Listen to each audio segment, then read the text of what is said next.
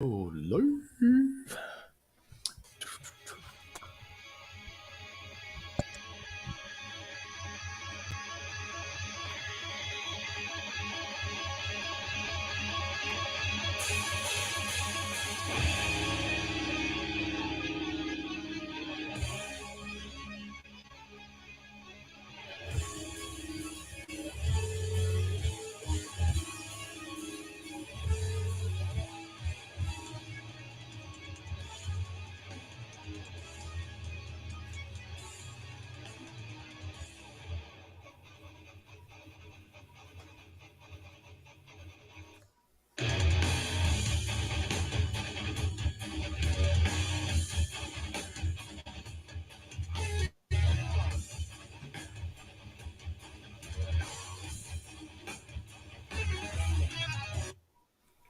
All right.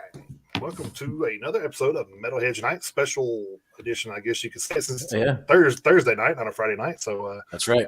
But we making accommodations tonight for a guest that we're going to have on today. Matt Caldwell, from lead singer from the band As We Suffer, out of Ontario, Canada. There, so we'll go ahead and bring him into the studio here. From the nation's capital of Canada. Yeah. Indeed. Hey, how's it going, Matt? Thanks, guys. Yes. Yeah, I was just about to say he's giving us the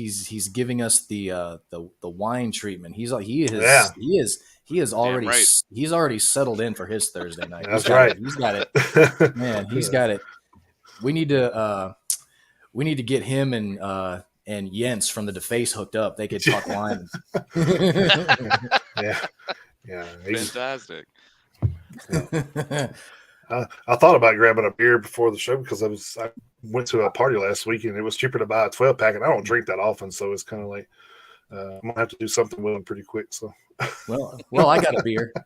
There you root go. beer. There you go. Root beer. A fake, yeah. Root. yeah, I'm drinking Sprite. I'm drinking Sprite over here. So, well, that's usually what I'm drinking is Sprite. You know that. But. Yeah. I don't know.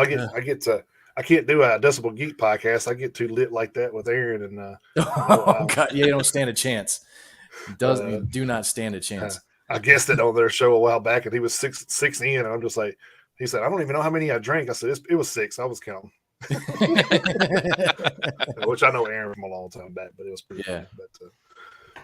But anyway, so just want to thank you for taking the time out to join us on a Thursday evening. I'm glad we actually got this hooked up because I know we kind of had some space there and talking back and forth. And I said, you know what, I'm just going to throw this out there and see if that works better, because I think that scheduling conflict was most of what was keeping us from hooking this up. So for sure. No, I thank you guys very much for having me.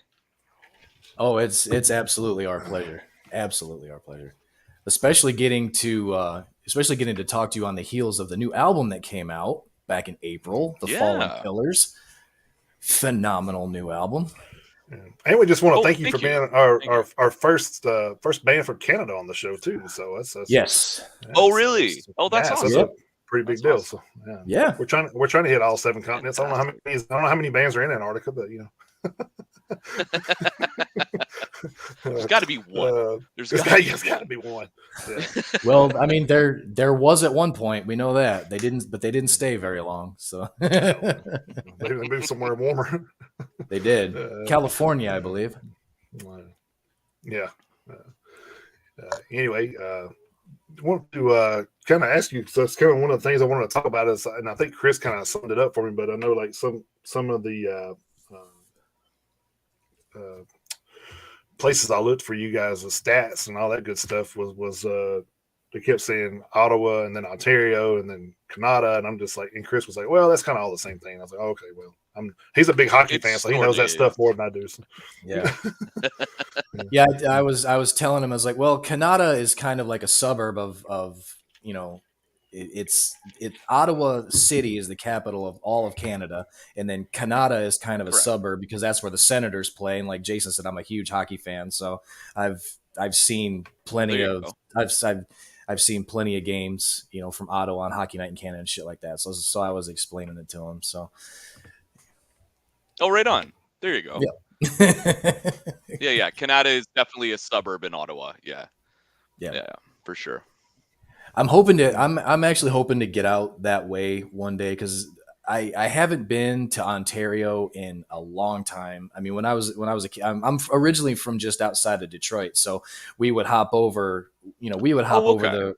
Yeah, I'm from Ann Arbor, Michigan originally, and we would hop over the border. Of course, this was back when you could literally just drive over the bridge or drive through the tunnel under the Detroit River to get into Windsor, and before you needed a passport and all that shit like you do now. But so we would hop over the border and go to Windsor and stuff like that. And I've been as far as Toronto, but I want to go deeper into Canada. So hopefully I get a chance to do that someday. I want to get a little further north, further north and east. Yeah, but that was his nice way of saying he's dumbing it down for the Southerner over here. So.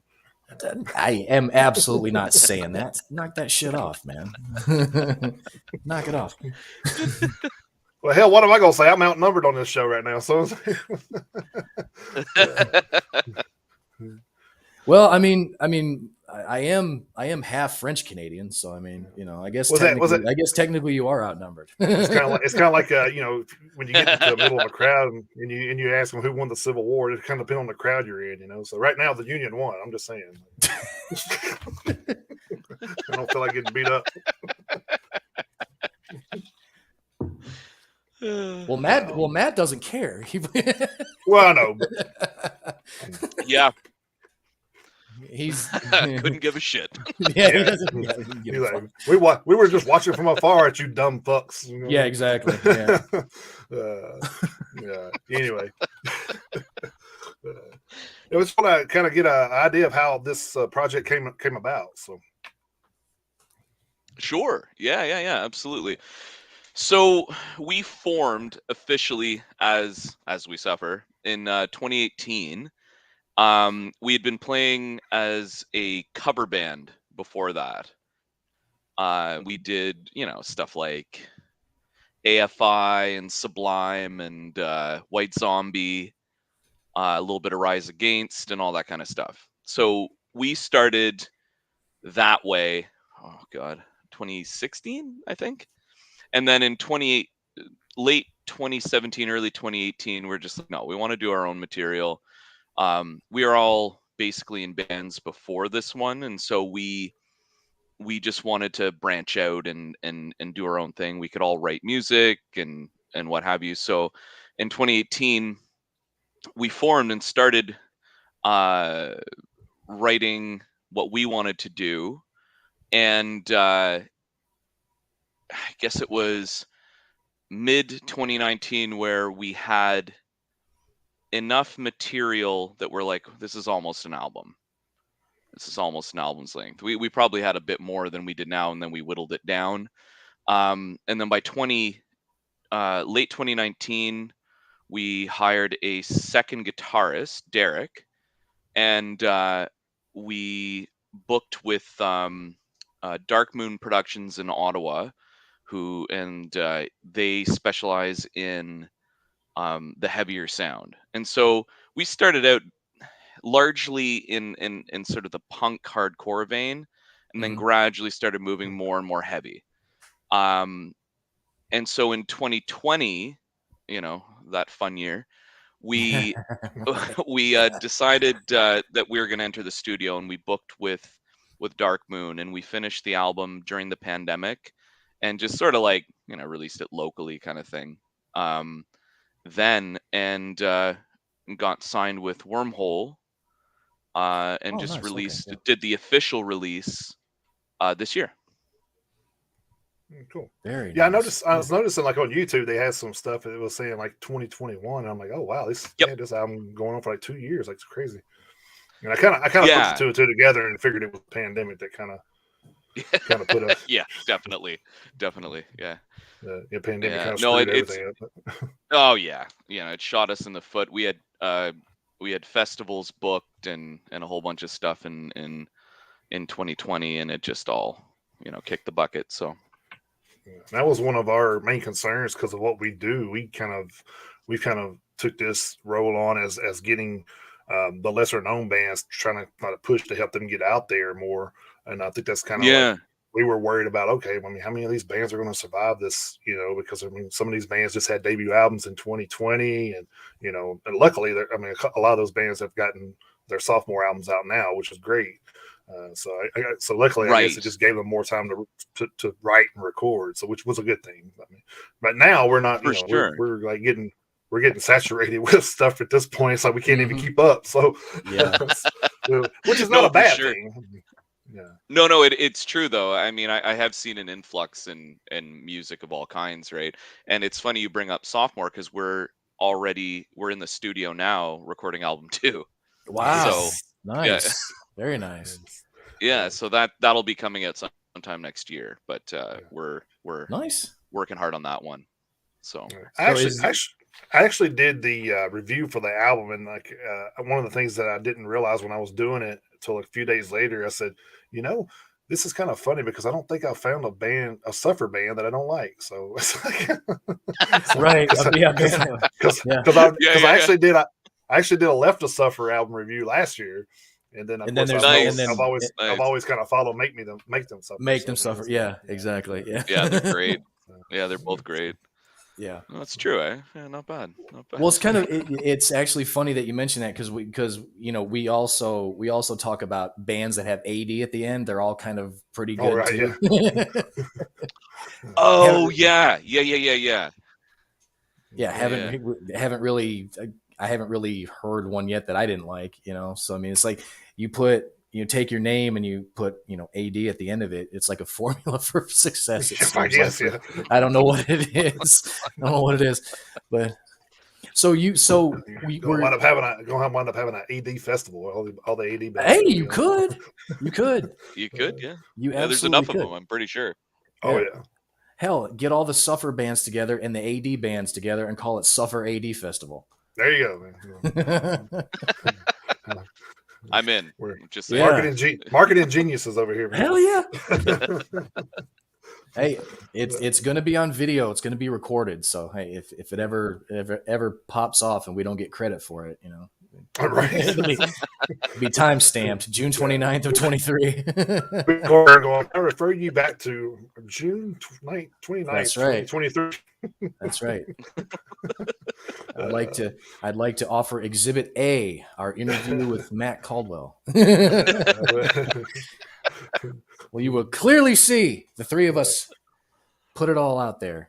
Matt go get a knock on the door with a subpoena. Go, hey, didn't you in court as a witness? What the fuck?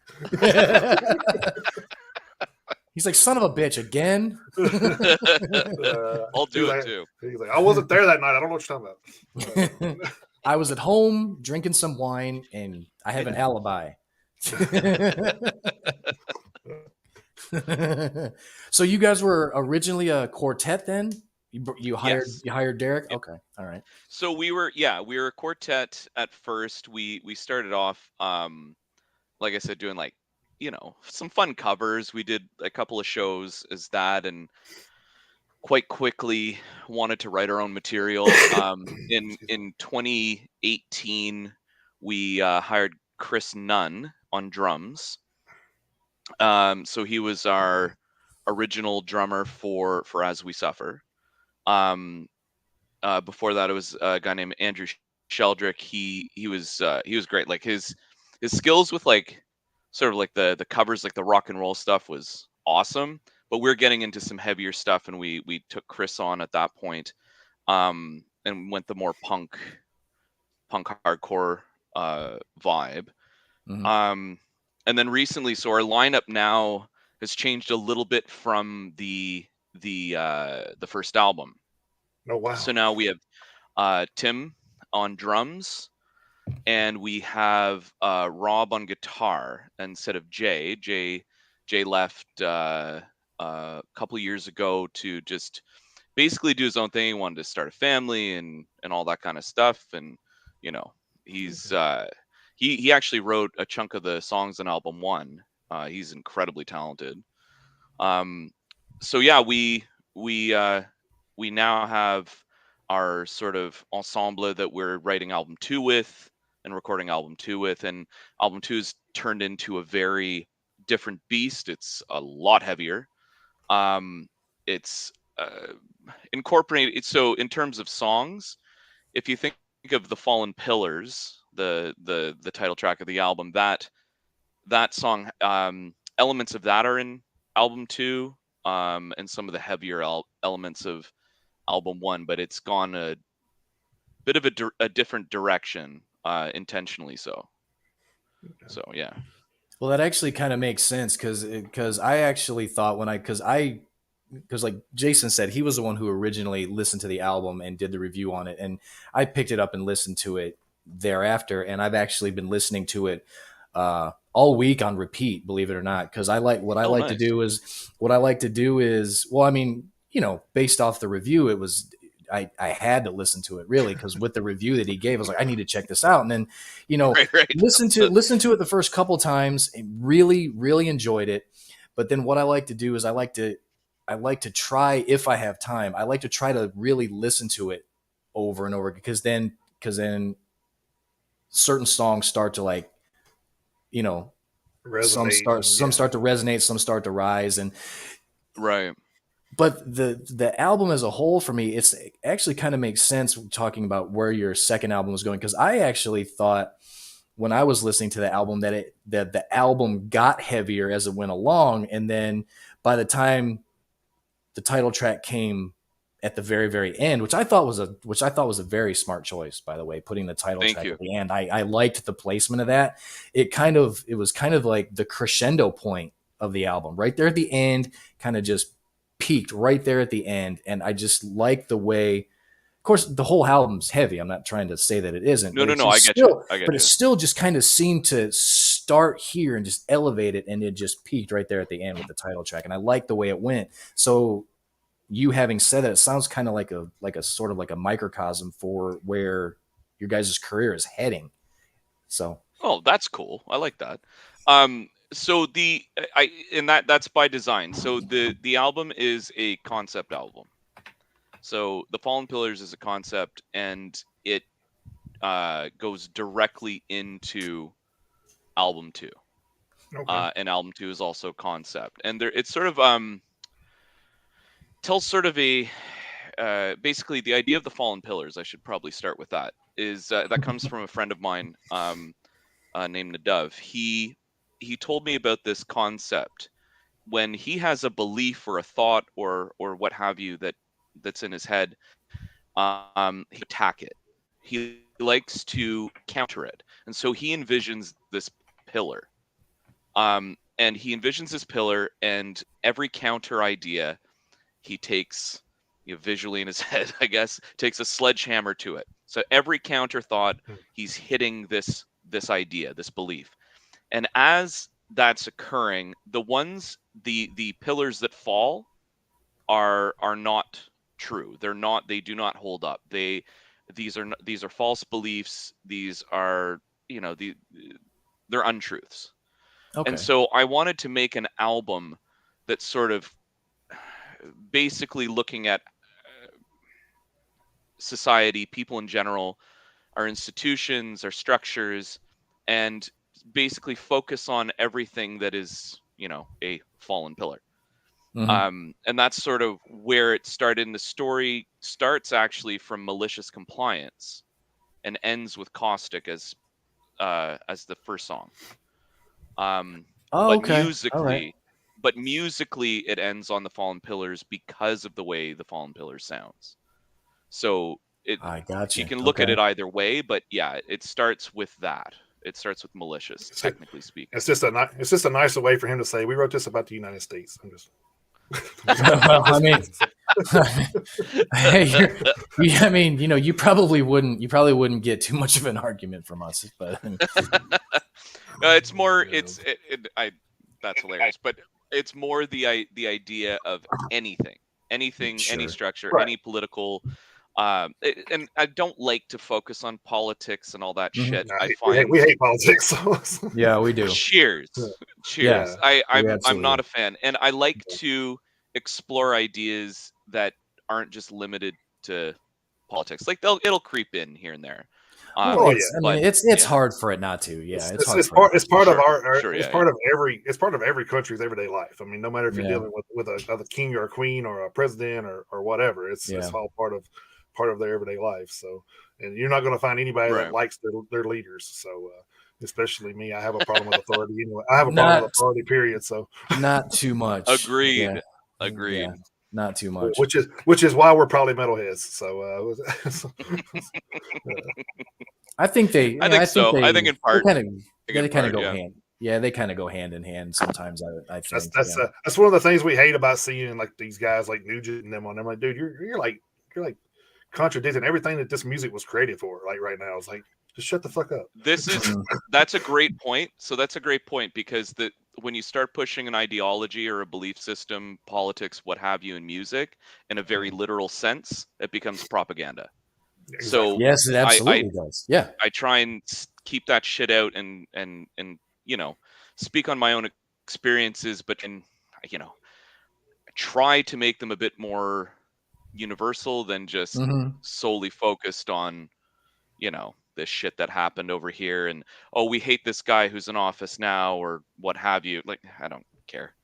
I really don't care. It's a cycle anyway, and it comes back around. Yeah. So that's true. That's absolutely true. God, that's absolutely true. Most of the people, especially here in the States, are masked by a leader that has no power. So that's what I can't ever understand that. It's like you got if you think that guy's running this country, you're stupider than anybody in the country because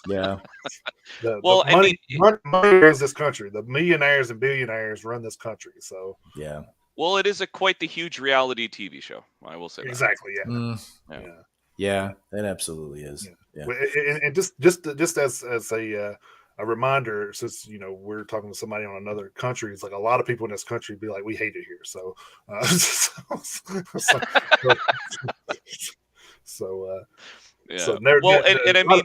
lot of people look at this country as, oh well, they got it made over there. No, we don't. But we have it out there off in some countries, I guess, but it's still not. We're not as perfect as everything's made out to be. I put it that way. No. Sure. Yeah, I don't think anything could be. Right. No, there's no idyllic society, no matter what. Unless we ran it ourselves. I mean, True that. Yeah, but you can't be a in your face, don't give a fuck what you say kind of person and being that line of work. So it's kind of like, it's kind of like you see all these guys go, well, we're going to go over and talk to them, like put out this war. I'm like, bitch, bring it on, motherfucker. I got a button too, motherfucker. Come on, I got a button. Yeah. Yeah, there actually needs to be less buttons. Maybe not less buttons, maybe just less access to the buttons. Maybe that's true. Yeah. maybe that. Yeah, but anyway, so while we're talking about the songs on the album, I wanted to ask you, because that's one of the questions I had wrote down, is the Great Levelers seemed like it was one of the songs that seemed a little out of place in the rest of the album. Was that intentionally, or was this something that was it's interesting you bring that one up. So that's so the Great Leveler is like sort of the ballady song on the album, right? And whereas there really isn't much of that at all throughout the rest of it, right? It's very melodic, very somber. But if you look at it in terms of how the story is told from song malicious to the ending, which is technically caustic. The Great Leveler comes at a time in the theme of the album of accepting death. The whole the Great Leveler, the title actually means death. That's that. So that's sense. The Great Leveler in society. We all face it. So it's the Great Leveler. So that song actually was written. It works with the character in the story. But which is technically the fool. And I'll get to that after, but I'll say this much. I wrote that song lyrically and vocally after losing someone very close to me in I can't even remember the year. It was like 2016 or 2017. It was my cousin Dave. and he long battled cancer, and it was just awful. But he was such a trooper through it all and everything. And this guy, he was older than me, and he actually introduced me to a lot of the bands that I still listen to today. He was a big influence, and I remember one Christmas there's like a present under the tree, and usually the cousins didn't really get each other things. It was usually the uncles, aunts, parents, and everything. Cousins didn't really do that. And so I was sort of surprised that I saw this shoebox under the tree from him, and I opened it up, and it had The More Things Change by Machine Head, Science by Incubus, the original System of a Down album. There's so many good ones in there. There's a band called Gravity Kills in it, which fantastic. There's Cam FDM, I believe. And, wow. Okay. Yeah, right. And so he had a magazine called Impact Magazine back in the day. I think it was called Impact. And it was a skater magazine. And he would be sent all these albums for review. And so these were all just stuff he had laying around. He's like, I bet Matt'll like this, and just handed this over. Little did he know, it absolutely changed my life. So I wrote that in part about him. Man, that's cool.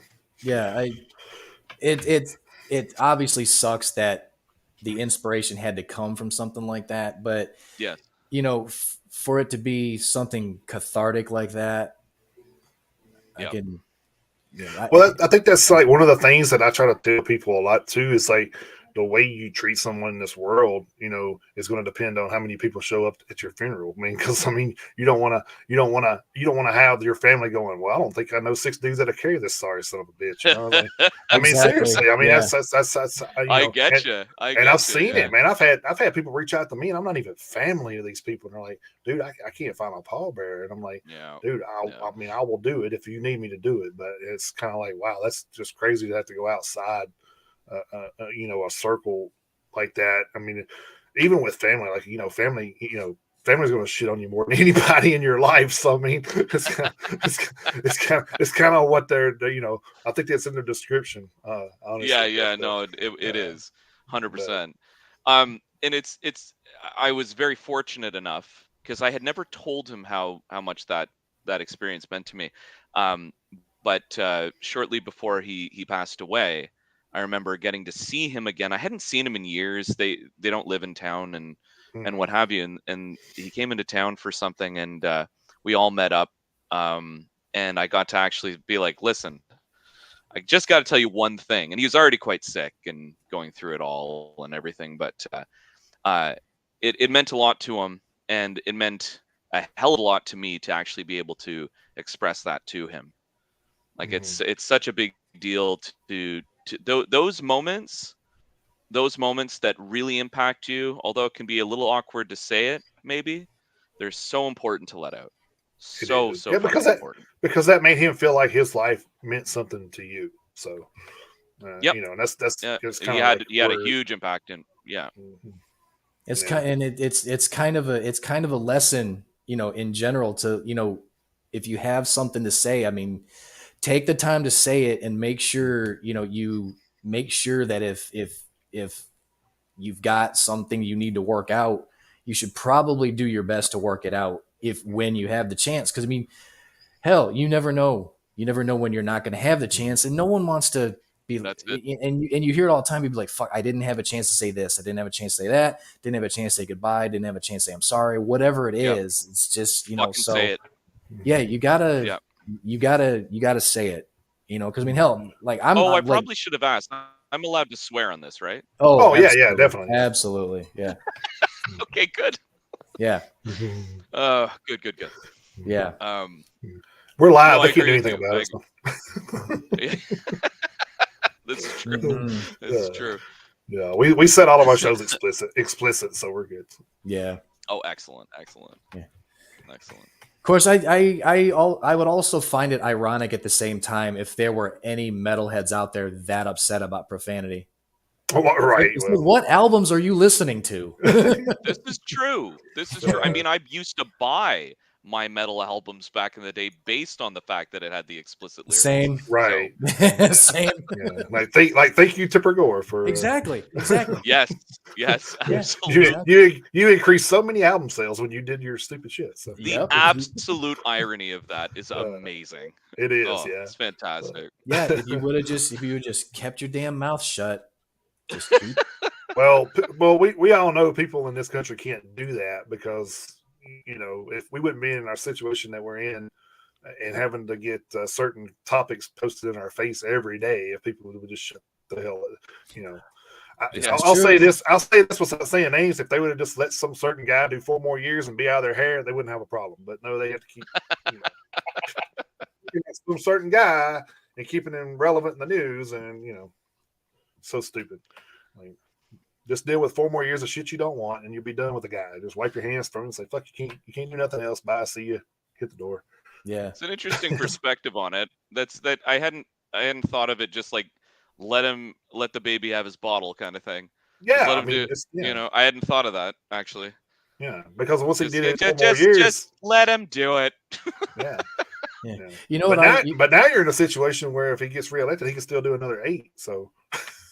Oh yeah, that's. That would really smack him in the face, wouldn't it? Yeah. It's stupid, man. It's stupid. You know what I always find funny when this kind of topic gets brought up.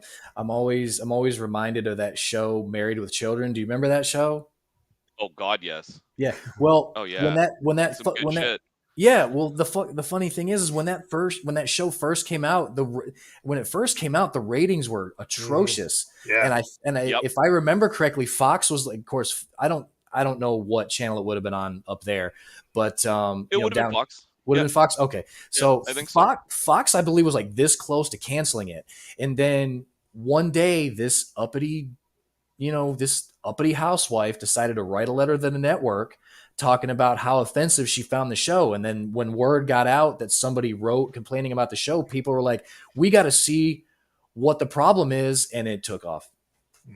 And then everybody loved it. Yeah. And everybody loved it. Exactly. Well, exactly. Probably even a more recent example of that would be there's a festival here in our state called Metal Devastation. That's and right. They had this guy running for, was it mayor? I think he was running for. I can't. It was something local. I think it may have been mayor of Jackson. But that was his main thing was, we can't have this thing. We have this metal devastation spirit. We have family qualities and stuff we have to stick by. We can't have this, alluding our children into Satan worshiping and blah blah blah blah. Well, he did all this stuff, raising hell and stuff, and then he didn't get elected. Because you ran your fucking mouth about shit you had no business. Like nobody in the community was affected by that, but you. I mean, one of the greatest examples of that that I can remember in the '90s was Manson. Yeah, where everybody tried to cancel that man. They were picketing and everything, and it just made his sales better and made him skyrocket. I remember that quite well, actually, and that's a lot of the heavier, more quote unquote offensive music really took off because people were just basically promoting it by. Yeah, more or less. Yeah, more or less. Yeah, more or less. I mean, when people. We're getting off on a little bit of a soapbox, but not really. But not. Actually, not really, because we're still talking about we're still talking music. So right? Yeah. It works. I'm down. I'm down. because our type of music is everyone just. You want to talk about knee-jerk reactions? I think our genre of music gets some of the worst knee-jerk reactions out there. I really do. Without a doubt. I think it absolutely without a doubt. There was that and hip hop are the two. I don't even think. I don't. No, back in the day. I'm talking back in the day. Well, sure. Yeah, I was about to say I don't even think hip hop. I don't even think people really. Not now. No. Yeah, not so much anymore. But there was actually. I was actually going to a local church here back when my wife and I were not married. This was earlier on in our relationship, and we were going to their church, and it was a Wednesday night, and it wasn't like the normal preacher. It was the associate preacher, and it was a female. And she got up there and started talking about Metallica in church. Nice. Not in a In good a good way. way? No, no, Oh, no, no. Absolutely not in a good way. And damn. it was if it wasn't for the fact that I was there with like I say, my wife now, but if it wasn't for the fact that I was Yeah. with my wife and her family, oh, I'm up and out of that church. I'm up and out. I'm up and out. Because that's the thing. As I mean, I have a I don't even remember I don't even remember what she said verbatim, but See that it was that's some. What's that, Jason? What's that? Oh, you sort of I blanked was out just there, saying bud. that's where you're different from me. Yeah. Well, I mean, it definitely wasn't out of respect for the church. It was out of respect for my girlfriend and her family. Sure. I didn't want to do anything, to embarrass them, but I was pissed. Oh, I was fuming. I was fuming on these. Like I I say, I would can't remember. welcome a debate with that person. Yeah, it's like I said, You know? I can't remember exactly what she said, but it was something like, I think I think it may have been one of her kids, and like one of her kids' friends had showed up in the house, and they had it on, and she was like, something that sounds like that can be nowhere but from the devil. And I was like, Yeah, are yeah, you yeah, yeah, she's yeah. you judgmental bitch, so I mean, you know If anything, metal music helps release the demons, not keep them in. yeah, It's, so I, I, I Right. really dislike the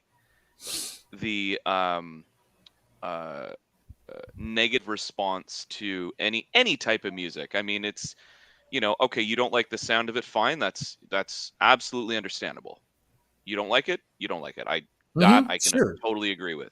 yeah, Um, but for me, the instant I heard metal, from when I was quite young, I automatically gravitated towards it. It hmm it made me feel something that apparently I needed to feel. And ever since then, I listen to all genres, hmm but metal has been closest to my heart. And for someone to go up and say, "Oh, this is evil, this is sick, this is twisted, this is whatever negative word they want to throw on it," right, um, or positive, depending on who you are, right? But whatever negative viewpoint they want to put on it, it's just like, well, have a debate with someone who listens to it, and you'll know very, very quickly that they're not doing it because they're worshiping Satan. They're hmm not doing it because it's such a, I mean, the few that do whatever and Yeah. right. I all the mean, we're power not, to you, bud. But right. I it's mean, it we're not going to sit here. We're not going to sit here on a heavy metal podcast and try to pretend that the country of Norway doesn't have black metal bands. You know what I mean? So All right. we're not going to. Yeah, yeah, we're yeah, not. true, We're not. true that. Yeah, we're not going to do that. I mean, we're not. Yeah, Of course, that's that's kind of sitting here and saying that there are no satanic metalheads is like people saying oh that no, of course there are. that there are no bad cops, or there are no racist Or pick well, Yeah, even better than or that, there are no hypocritical Christians. I mean, exactly, if you want- exactly, 100%. exactly right. And see, that's my wife and I, we've talked about religion before. I was like, I do not have any problem with religion. I have a problem with church, and that's because right. that's where the people are. I Yes. have no, seriously, I have no problem with religion. A lot of religions have tenets that that I entirely agree with. But then Sure. you put those tenets in the hands of human beings, and they just freaking ruin it. So yeah, Yeah, there was I don't have a problem with religion. I have a problem with church by and large. yeah, I have a and it's obviously a nuanced discussion, right? But I I look at it like this. I've considered myself spiritual, and that word's been co-opted and just absolutely Yeah. been turned on its head for many years. But I consider hmm myself a very open-minded person when it comes to spirituality. I do not personally have any issue with the notion of religion or spirituality or anything like that. Same. I Yeah. agree with you about in the hands of man, these things can be yielded or wielded as weapons, or they can be. I remember there's a movie from years ago called The Book of Eli. Oh I don't know yeah, if you guys have seen that with Denzel it's a good Washington. movie. Yeah, It's very good. Denzel. What I loved about it, though, like in for the most part, was the notion that the Bible in the hands of who's the bad guy? Was it Gary Oldman? Yes, I believe so. Yeah, it was. Yeah, Him, he's using it to control. He's using it to manipulate. He's using it to bring scare. down and to lift himself up with power, versus Denzel's character, who was merely trying to get it out there for you to wield it as thou wilt. You know what I mean? And so I've always found that like an interesting message where, and that's sort of how I view things. It's ideas are great. It doesn't matter if you agree with them or not. It doesn't matter if they if you might even find them offensive or abhorrent or whatever. Ideas are good in the sense that to be able to discuss things, to explore things and whatever, it helps you define who you are. The second you start censoring and pushing away, you stop being able to be a whole person, and your world shrinks and shrinks and shrinks, and then you're stuck in that beautiful echo chamber, and everything sounds great to you. Right. So to even put this in a perspective of like comparing that to music, say you wrote a song, well then we listen to it and we come up with a totally different concept than what you wrote it about. So I mean that's exactly the way I look at the Bible and that's what I hope. You're handing somebody an empty gesture pretty much, and then they're taking their thoughts and feelings and putting it into that gesture to relay it to someone else. It's almost like, the whole thing where I tell you, you tell him, and by the time it gets back to me, it's a totally different fucking story. So, that's right. So, as I believe a lot of the broken telephone, is that what that's called? Broken telephone. Yeah, but I mean, because you're talking about an old language that's been translated into an American language with, words that mean 20 different freaking things. So or didn't exist at all, had to be created. Well, exactly. Yeah. I mean, right. I mean, people. So this is a fun fact since we're talking about this. The word "fuck" was originally used by farmers. It was not meant to be a provocative term. They would say, "Hey, we're going out to fuck the fields," or whatever they meant. They were going to. I mean, it sounds crazy to us now. It sounds hilarious now. I can't. Yeah, but that's the way they use it. And if people didn't know it, it went missing from the English language for like 150 years. It did. Yeah. And then it came back. Farmers going out and aerating the fields. Yeah, and then when it came back, somebody said, "fuck," and they're like, "Oh, that sounds horrible, man. Yeah. You can't say that word." But it's got such a kick to it. It does. It's got such a kick. That's such a great word. It's fucking relentless. Yeah. That's right. That's right. Yeah. Well done. Yeah. And scene, son of a bitch. That's right. If I could have did that in my last audition, I wouldn't be here right now. Oh shit. Meanwhile, the farmer next door is aerating somebody else's wife.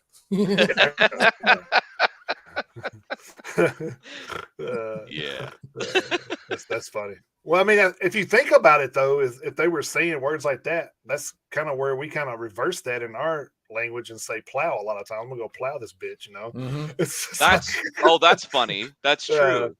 So I mean, we kind of reverse the roles of the words, I guess. Oh shit! Yeah, there's hell did. Think of that. Yeah, I actually did. Actually was in college and I had to do like this thing about something similar to this, and this is what I chose. And they were, the teacher was just like dumbfounded that I could dig up all this information about this one word. Yeah, and it mean totally different things over a 200-300 year span or whatever. But it's an important topic though. Because words do change. And the meanings do change over time. That's really cool. I like that. Yeah. Well, I mean, not to. I know this is a touchy word, but I mean, we all know what gay originally meant.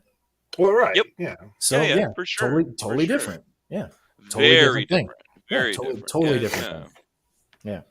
No, that's very true. It's very true. Things, yeah, have definitely changed over time with Mm-hmm.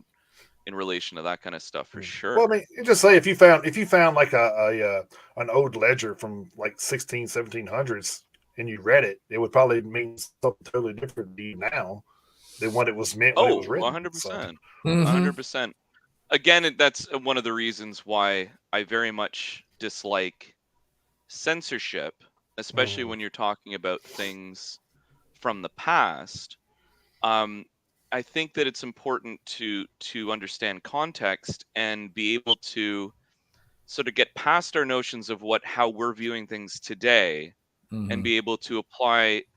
You don't even have to think like anybody did back then. That's not required, but just to have the understanding that, okay, whatever is in this work, whatever this work might be, those things that are like understandably offensive today, mhm, potentially anyway, Yeah. or just nonsensical in some regards. Yeah. um Now it's important to just understand the historical context of where we came from, and that's, but and that's important. at this point, what is not offensive at this point? It's kind of like like Well, it's like well, you offense or Oh, somebody. oh, It's like, sorry, man, you're breaking up a bit there, bud.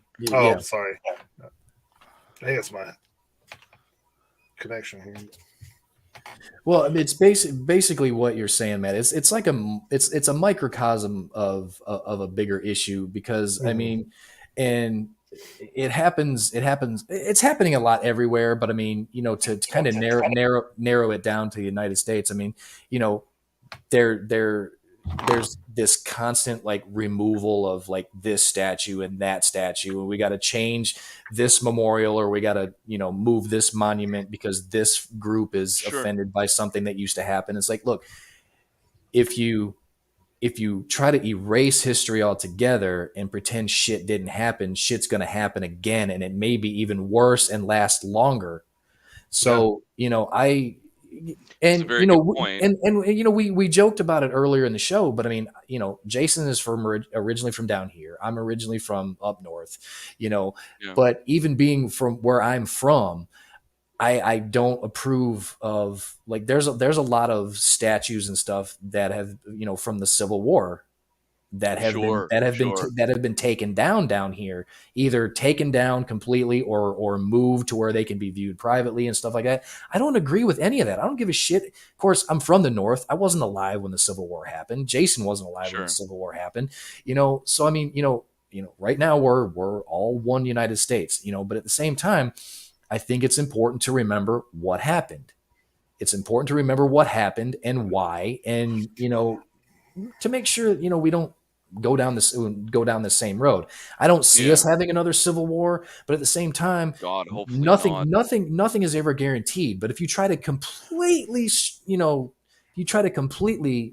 strike that from the record, it's not out. It's not that far out of the realm of possibility. So I mean, if, if Yeah, I see. This is a good argument about censorship in general, because one of the things I've worried about is the discontinuation of a timeline. So if you mhm, remove our knowledge of how things came to be, like World War II is a great example of that. The mhm, evils of the Nazi Party and all that, Mhm. absolutely atrocious. And we should know how that happened. Yeah, right, And not now, okay. And on the statue thing, this is a bit quite literally foreign to me. But at the same time, the I don't think we should be necessarily erecting statues about it. That's my thing. But at the same time, I'm talking about now. right. well, Like no, no, we're yeah, yeah, Right. yeah, The only thing I was referring to is there are some of these statues that have, like I been there say, for 100 years. It's like, that have been here for a long time. And sure, when they were originally, like I say, like he said, shit, some of these been decades or maybe a century or more. It right, doesn't to me. It doesn't really matter what they're celebrating. Everything can be used as a lesson as far as that kind of stuff is concerned. Okay, there sure, was and here's Jason will know exactly what I'm talking about. There was one along the interstate here between where we live and Nashville. There was one. It was on a privately owned piece of land right along the interstate going into Nashville, and it was a statue of Nathan Bedford Forrest. And Nathan, if you don't know, Nathan Bedford Forrest is around here is most well known for basically being one of the founders of the Ku Klux Klan. That wasn't the only thing. That Oh, wasn't the only thing he did. no, I didn't know But that. yeah, that wasn't the only thing he did. But that was one of his major claims to it's, fame. But this guy, it's not a great one. no, it's not a great one. It's not a great one. But at the same time, this guy, I can't even. I don't even remember. I don't even know who he was. But he Right. had a plot of land along the interstate, and he put this statue up of Nathan Bedford Forrest riding a horse, and Mm, it caused a fucking uproar here. And that statue was right there along the northbound lanes of the interstate up until just recently, and the guy died, and they took the statue down. Now, right. don't get me wrong, I am no advocate of the KKK or anything like that, but One would hope not. no, absolutely not. But I don't necessarily think the statue should have been taken down.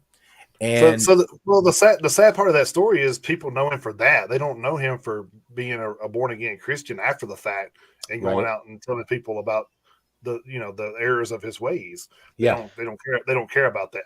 So yeah, that's okay. So that right there is how that conversation should start, mm-hmm. because the second you start talking about Mm-hmm. founding that disgusting organization, Yeah, um, immediately the gut reaction is pushback. yeah, it's fuck that Immediately, guy. Yeah, yeah, No. immediately. yeah, Now, and very understandably so. of course. If someone tries to mend what they did and make the world a better place, and we can't look at that or at least talk about it um, intelligently and maturely, that's a problem. Mm-hmm. I don't have, and I'm going to be completely honest with you, I don't know what the right or wrong answer is for any of this, because Well, sure. I, Yeah. I've sort of given up in the. This actually brings back to the album. I've sort of given up on politics in a lot of ways because I don't know that it accurately represents who we are, Yeah. and I I'm think right there that with you on that one. so Oh, so no. like we're more than just the dichotomy, Mm-hmm. and people talk about right and left and Democrat and Republican, or up here it's liberal and conservative, or Mm-hmm. who. And I've always been like, well, I have ideas all over the spectrum, and that doesn't Yep. make me one thing, and Mm-hmm. labeling Right. myself as one thing Right. is very limiting. Yeah. And I don't, and Yeah. I've never liked that. Yeah. I've never seen. Yeah, sorry, man. Go ahead. No, I was just gonna, I was just gonna say, I have also voted for both parties in the past. I mean, I'm not like all this or all that. It's, Right, yeah, yeah. I get you. so yeah, absolutely. I just that's when I write songs and everything. Well, while sometimes there will be a bit of commentary politically, it's not from the standpoint of right or left or what, any dichotomy. It's just observation of how people are from either party. Mm-hmm. Um, like, and how they sort of just fight with each other while people up at the top just get richer. I, Yeah. Yeah. you know what I mean? We're Uh-huh. all just button heads while, and it seems awfully convenient for them. That's all. Yeah. No, I Um, mean, that's a pretty succinct way to put it. I really think Mm-hmm. so. Well, that's because if everybody in society is butting heads, then they can do what they want to do behind the scenes. That's the whole purpose. yeah. There has to be truth to that. There has to be. Oh, I don't. It- To me, yeah, there's no there doubt has to about it. To me, there's no doubt about it. be. In that I try to approach anything in life like that, like not. It's hard to stay neutral. I'll say that, It but is. Yeah. but I do my best to not adopt an ideology, a mindset from Mhm. either side. I don't care which. I try very hard to keep my head out of that arena and just observe what's happening instead of viewing one side as right and one side as wrong, or vice versa. Yeah, I just just try to avoid drawing a hard line if at all possible. I have friends from all walks of life. I mean, I know people uh man, I very interesting people across the spectrum of people. I'll just put it that way. And Yeah, they're in every one of them there's something lovely and wonderful. And so yeah, I I have a hard time when people play politics and from either side trying to shut out a certain kind of person, yeah, because I'm always like, well, if you take your head out of politics and you just go meet an individual, more than likely you're not going to dislike them.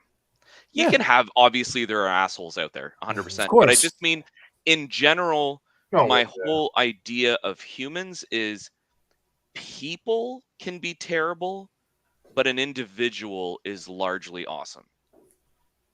That's pretty much. Oh, sorry. I thought I heard. Fireworks. Yeah. Mhm. Okay. You heard him too. Okay. I was like, wait a minute. Yeah. But yeah. Okay. I was just making sure I heard what I heard. I was like, what the fuck was that?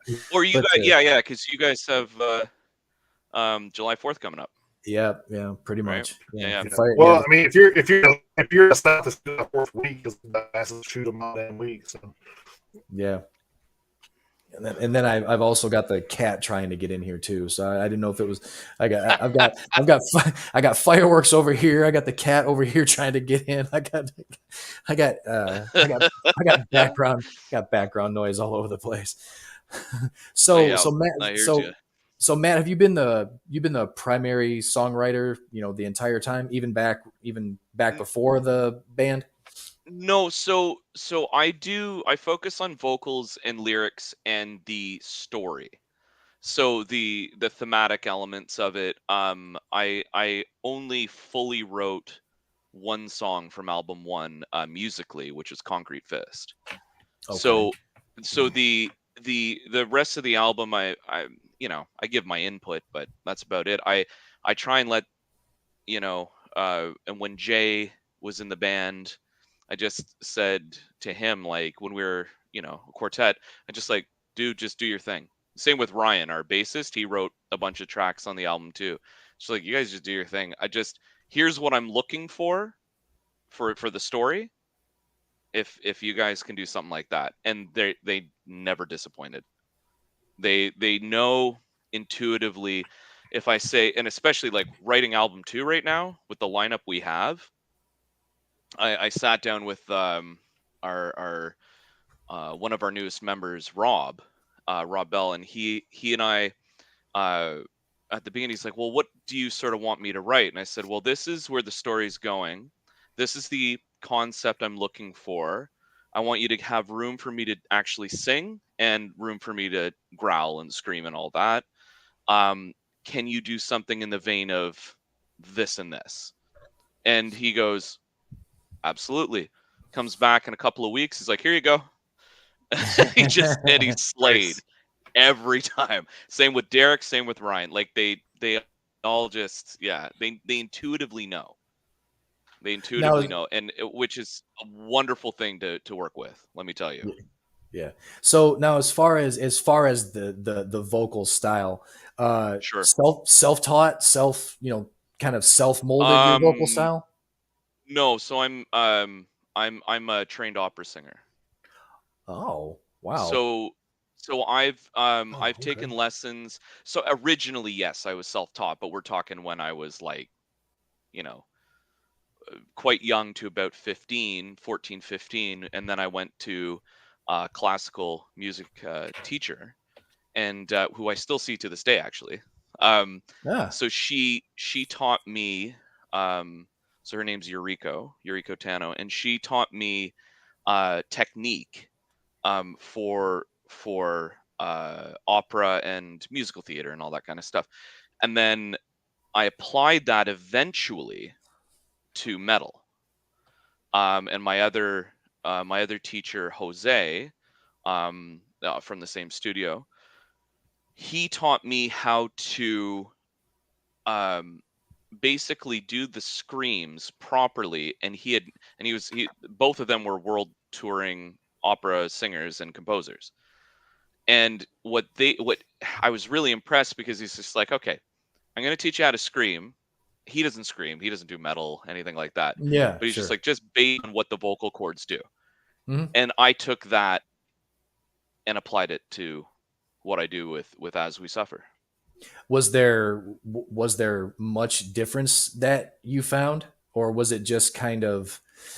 I can actually. No, it's not much. Okay, not There's as not much much as difference. one would think. No, correct. So there's not as much difference between singing and screaming. It uses different muscles largely, and a different kind of force, but it doesn't.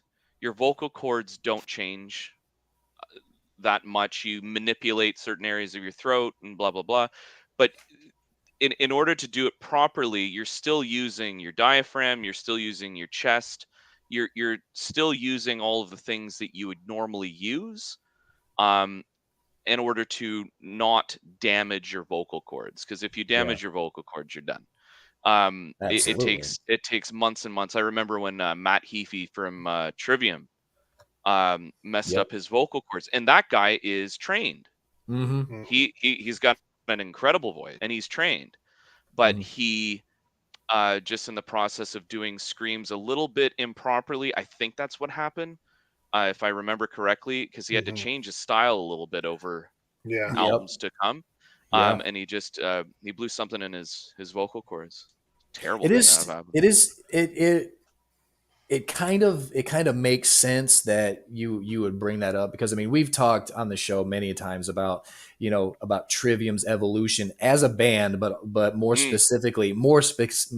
specifically Matt Heafy's evolution as a vocalist. I mean, he's yep. still, even within the Court of the Dragon when it came out, hell, the way he just starts off the title track, I mean, he still is Mm, able to Mm-hmm. sprinkle in the more aggressive vocals that were basically his primary focus at the start of Trivium's career, and yeah. Yeah. now he's kind of used it as more of like an accent to his vocal style now. So he's kind of evolved as a vocalist as the band has evolved. So it's Well, been think of the yeah, no, I totally agree. Think of the raw aggression of Pull Harder and the Strings of Your Martyr, exactly, and yeah, compare that to the subtleties of some of their newer stuff. I His original vocal style, like, you could hear him pushing past that edge that, Mm-hmm. hmm you know, you're playing with fire, dude, yeah, but it sounded so good yeah. at Yeah. the same time, right? And he knew it. And So you, I'm so sure. so I mean, at this point with your training, you've developed an ear. And so so I'm sure you not only are cognizant of what you got going on, like you said, you're like, you'll be listening to something, be like, you better pull it back a minute, or you're you're gonna be in trouble.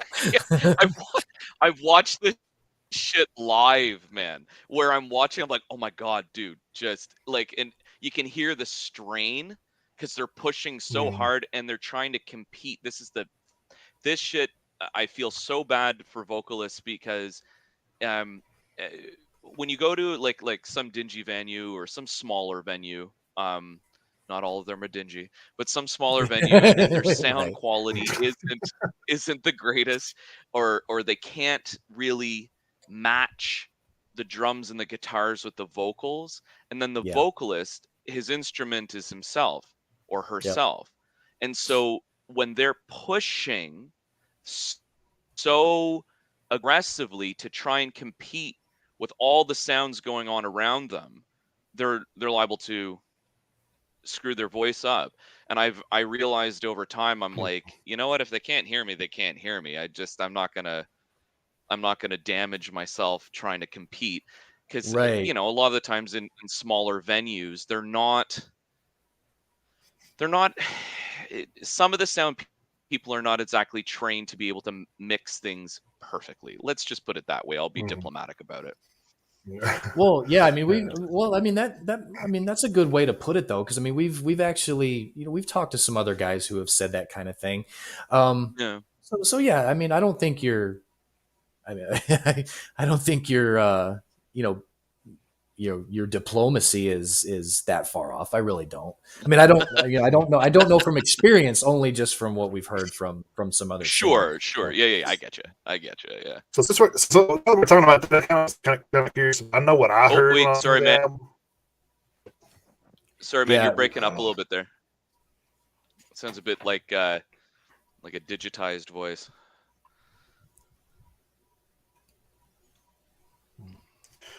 Yeah, it kind of the does. video sort of I don't know cutting why. in and out. Yeah, I was curious what you're going to say. I heard something about your views on the album. I was excited to hear it. Yeah, I was. Can you hear me? yeah. Iffy. Okay. It's like you're sort of it's like it's trying to catch up to you. Is what it sounds like. Yeah, we've been dealing with a little bit between the two of us. It kind of fluctuates. It seems like we're still trying to figure out why. So it seems to rear its ugly head at the worst possible times. So oh damn. What about as now? as I'm sure you can attest. Am I good yet? Or sounds I heard better. that. Sounds better. okay. I was just kind of curious about what kind There of it is. the sound of the band what kind of inspirations you guys had to get that sound. Oh, that's okay. Yeah. So especially on album 1, I can speak a lot about that because it's out there now, right? So the band members, the previous iteration of the band. So with Jay, his foundations, a lot of them were in punk rock and hardcore, and same with my cousin Ryan, who's the bassist, and Chris, our former drummer, he also like comes from a lot of the punk rock background. You can hear with the gallop that he does. Like he's an expert at like the punk hardcore drumming. Like that guy, he's phenomenal. But so that sound sort of matched a lot of the members' idea of what they wanted to do in a band. I'm come from a heavier place. Like I'm big into metal across the board. I listen to everything from,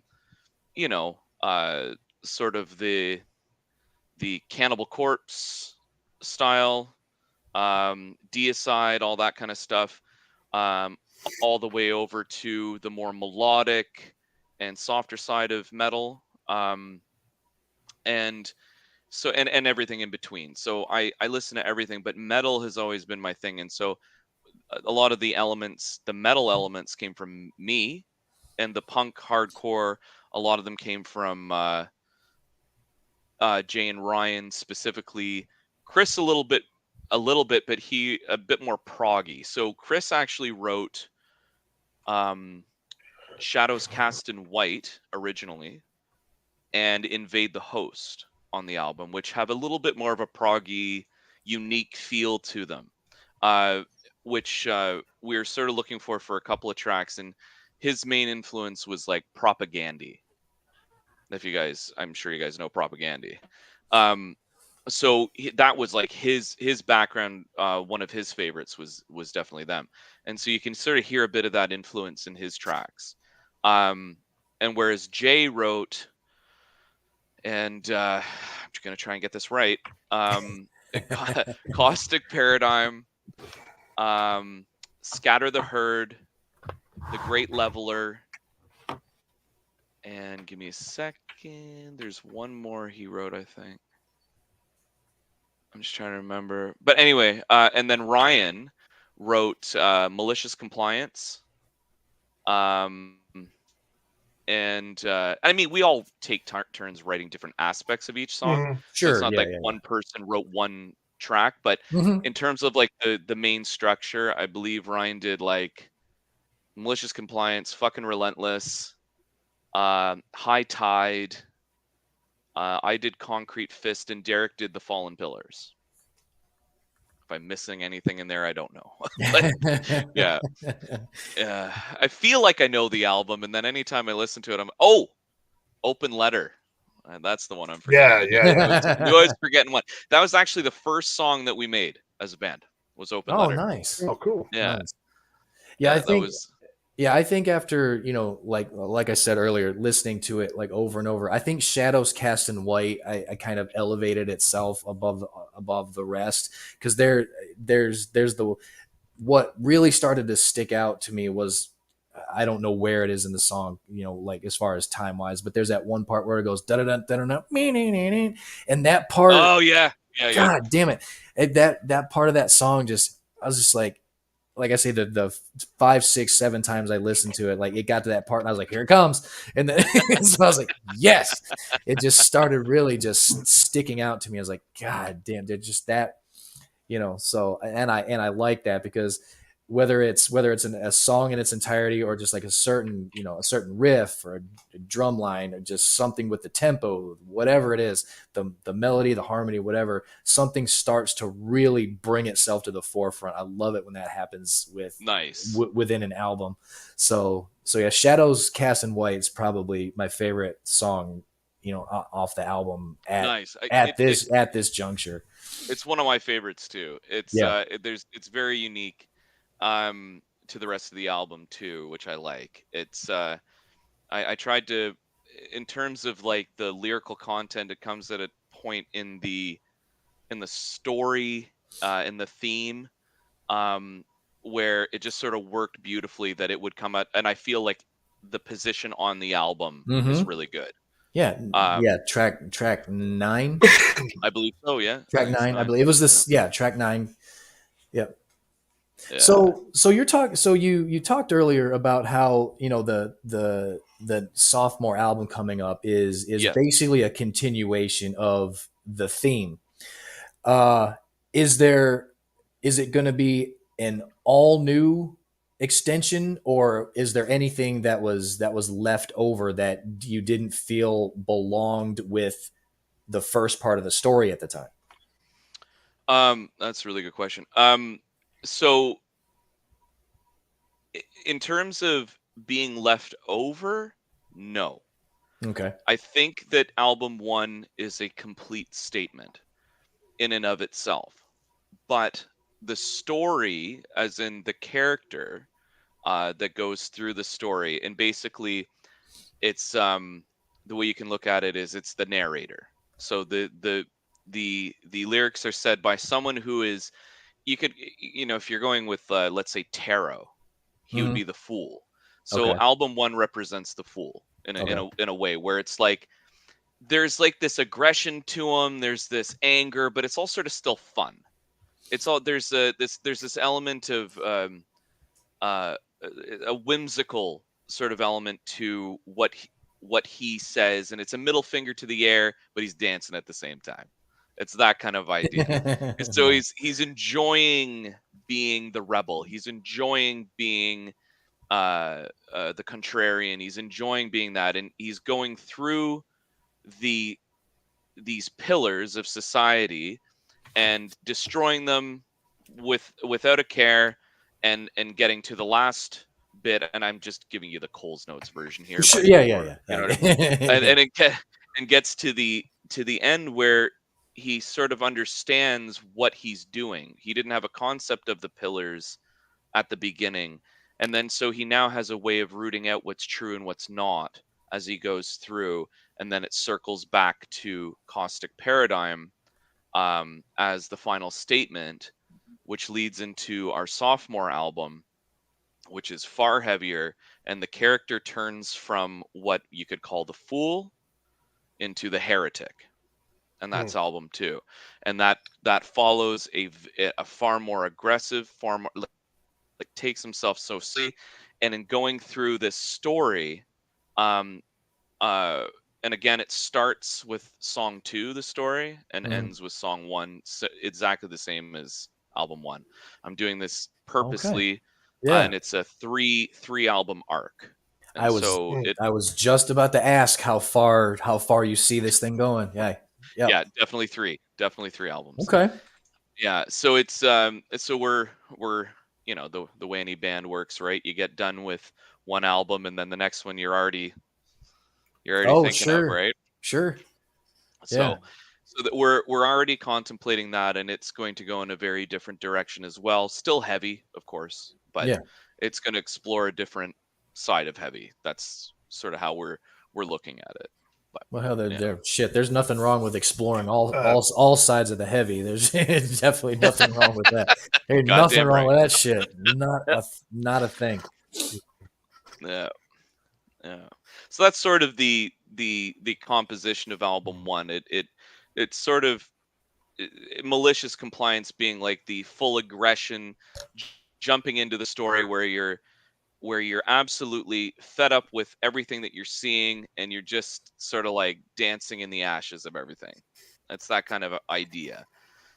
There's an aggression, but there's sort of a tongue-in-cheek aspect to it. There's a bit of a wink, wink, nudge, nudge throughout all of that. And as things become more and more serious and clear to this character of the fool, as he ventures through this, you get to the great leveler where there's an epiphany of the finite nature of this vessel, and then it continues into figuring out who he is with the fallen pillars, and then loops back around. That's probably the best way I can put it. Yep. Very nice. So that was a good question from Dana over there. So if you had any plans for a U.S. tour? We absolutely will when we can set it up. We took a bit of a break after our last show, April 1st, to get in the studio and finish recording. Basically, we're still in the studio, we're still recording at this point, but we needed a little bit of a break from doing the live shows. We were doing was it like 1 or 2 a month for like a year and a half, and so we didn't have any time to really sit down and focus and get the recording done. So I'm assuming you just stayed in Canada. I mean, how far out did No, we haven't ventured out yet. Out.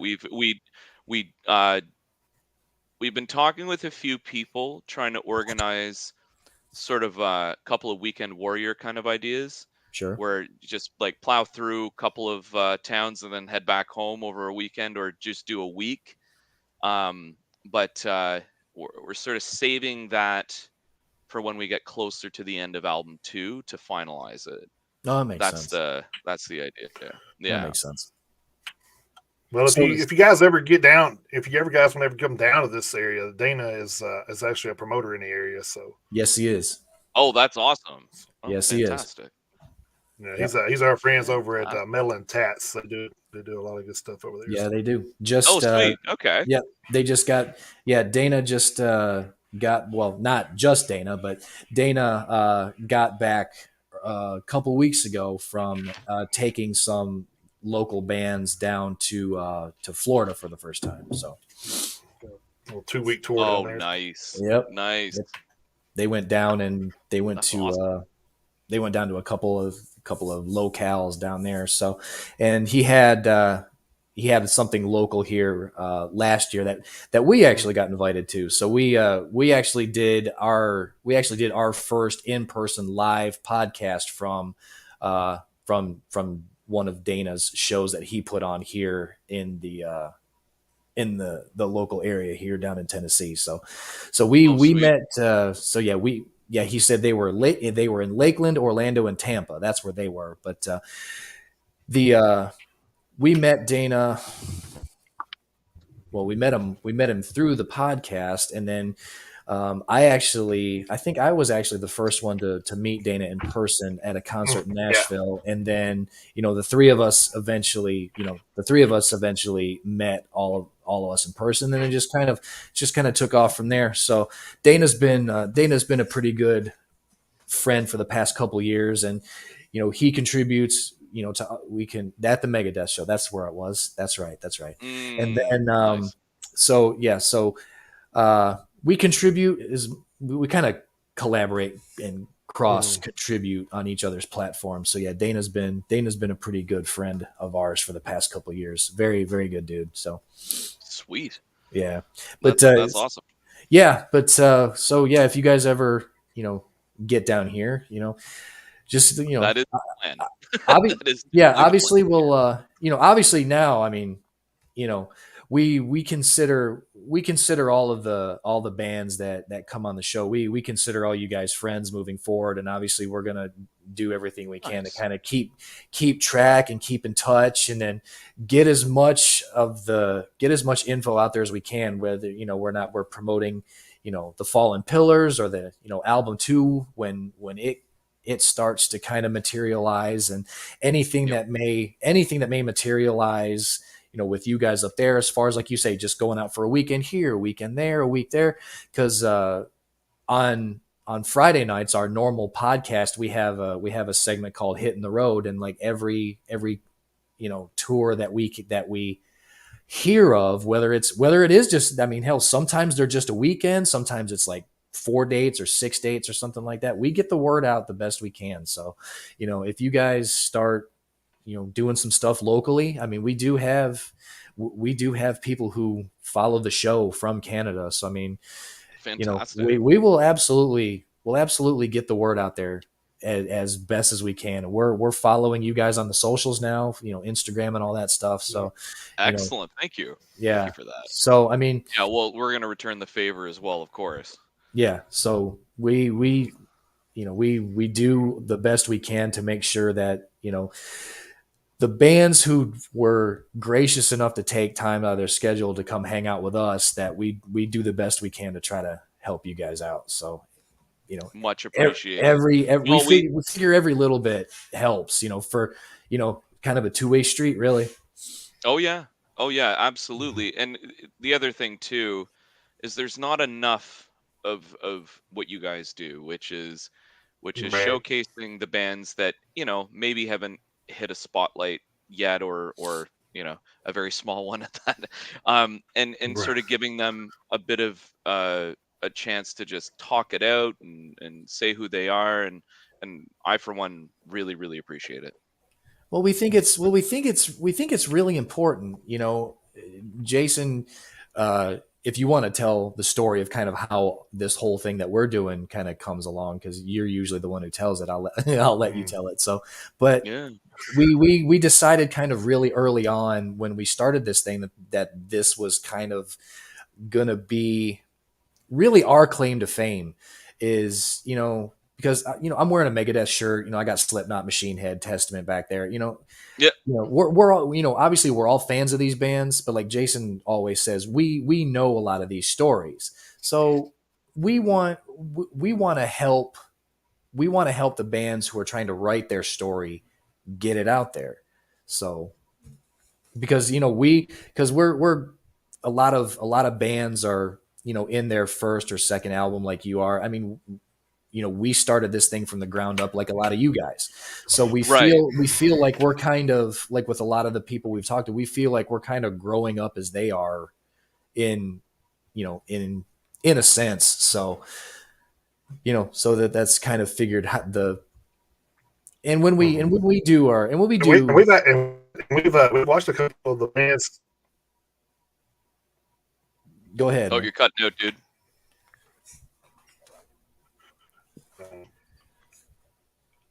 No, I was saying, well, these bands kind of grow too. So right, yeah. Oh. Yeah, that's got to be pretty cool to see the evolution after you've just sat down and shot the shit with someone, and then seen them grow in whatever way they're gonna. That's cool. That's really cool. Yeah, it's actually we've talked to people on the show that are actually going whacking and stuff like that now. So I mean, that's pretty cool. Nice. Yeah. That's awesome. Yeah, so it's been, I mean, it's been super fun for us just to be able to sit and do this on a weekly basis. But it has been nice to kind of see, and as far as I can tell, everyone we've talked to has we've seen an upward trajectory. I mean, I don't know if we've got anything to fucking do with it or not, but so, but it's been kind of nice to, everyone's like either, catching on with like a festival lineup or something like that, or, they've been getting, a lot of positive reviews in this publication or that website, or hell, in some instances, winning awards, so I mean, it's been kind of nice. Yeah. It's been nice to think you may have had a hand in it at all, for one, and just to see this genre of music as a whole just advance. Right. Yeah, there's Dana throwing in some wrestling for Jason. So it seems like every week we throw a little bit of our, Jason and I each, we've whether it's intentional or not, I have no idea at this point, but like, you and I talked briefly about hockey earlier. Jason usually tries to find a way to throw in wrestling at some point, because he was a wrestler for going on 20 years. So it seems like shit. So it seems like between the two of us, we're each throwing our kind of little side passion in at some point. So it seems to kind of creep its way in pretty much every week between the two of us. Well, yeah. I mean, wrestling and music's both entertainment, so you can kind of, it's performative. See some things that kind of are alike, right? So. Right.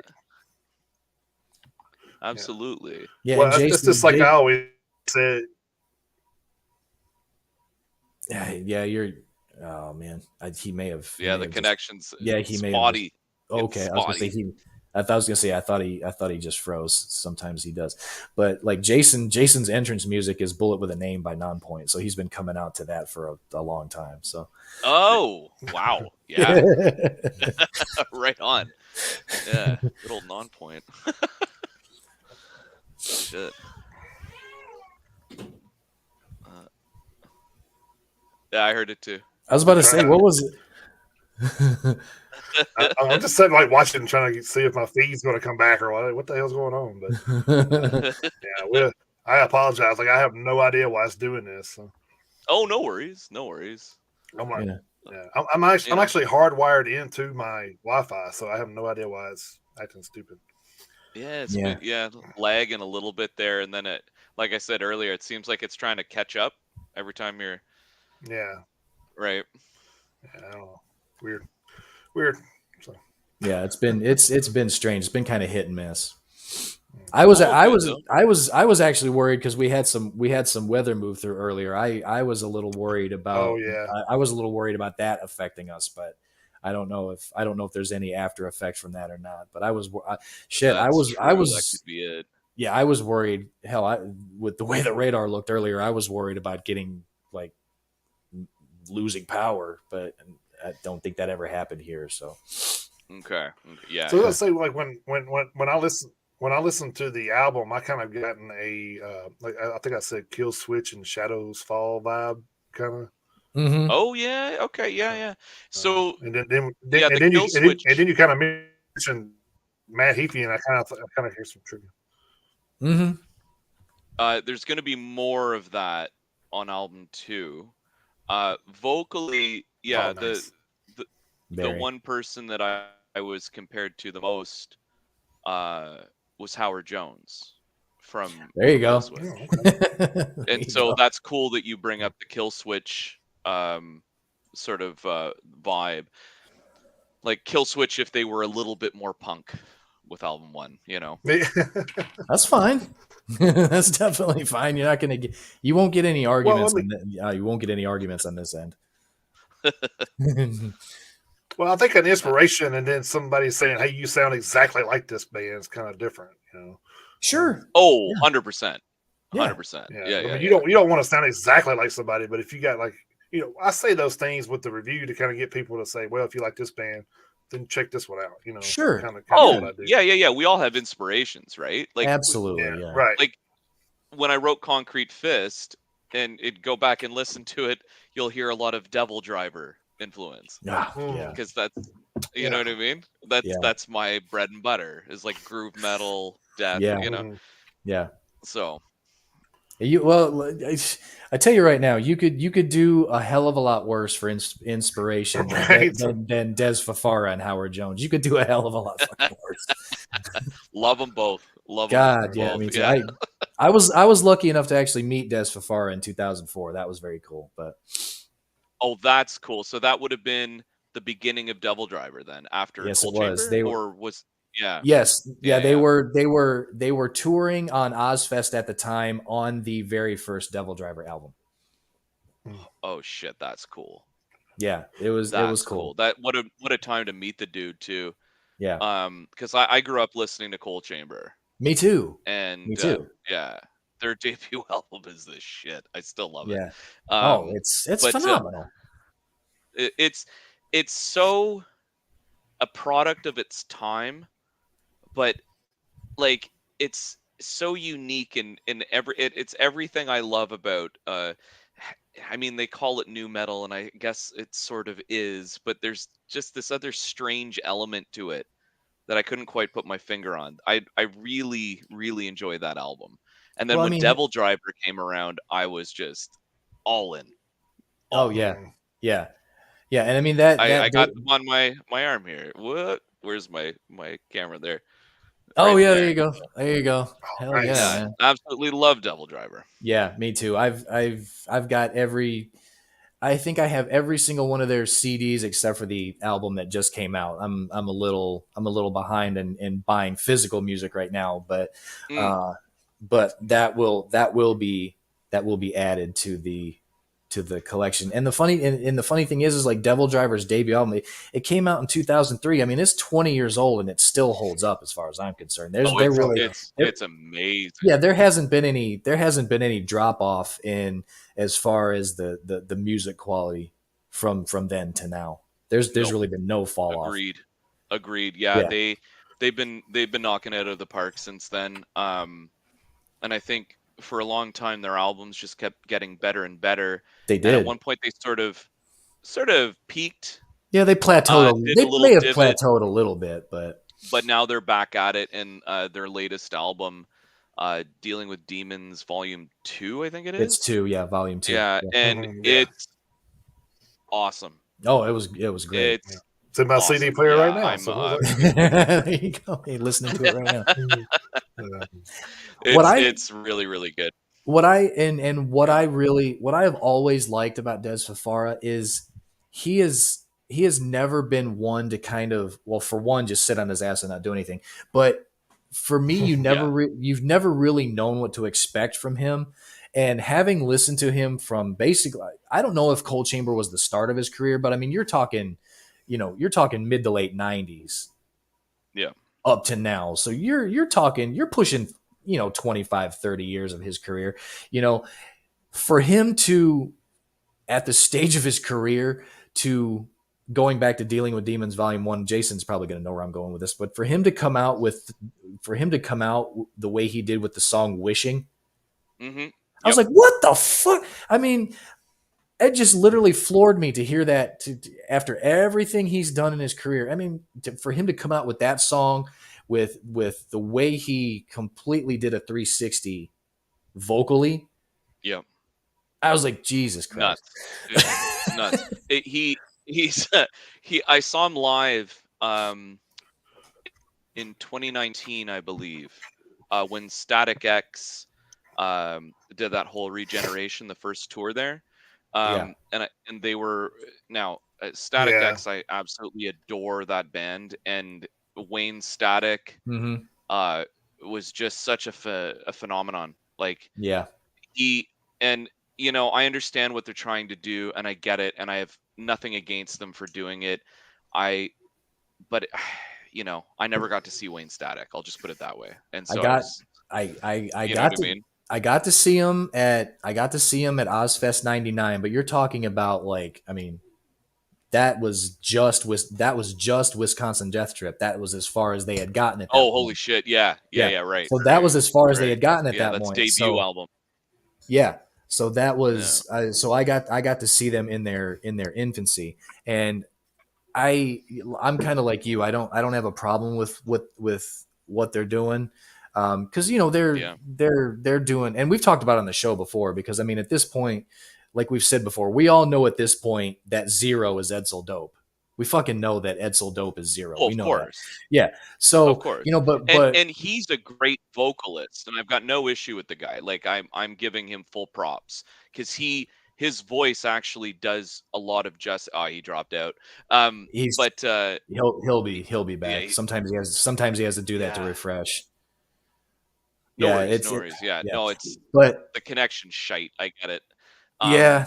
so but the uh seeing him live was really really cool. But I really wish it could have been Wayne that I got to see because like Oh, I'd been listening to absolutely. Static Yeah, X absolutely. since about 97 or whatever it was when Wisconsin Death Trip came out. Mhm. So for Yeah. me to miss out on that, like it was cool to see the rest of the band and goddamn they killed it. Like just gonna Yeah. say.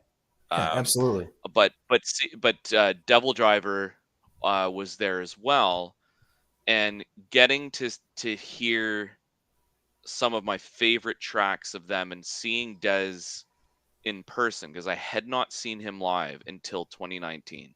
Mhm. And Yeah. again, I've been listening to Coal Chamber and Double Driver since Yeah. 97. Right. Yeah. So Yeah, long time. it's just to age myself a little bit there. I've been listening to them since they released those albums, and Yeah, me too. um, Me too. right. Yep.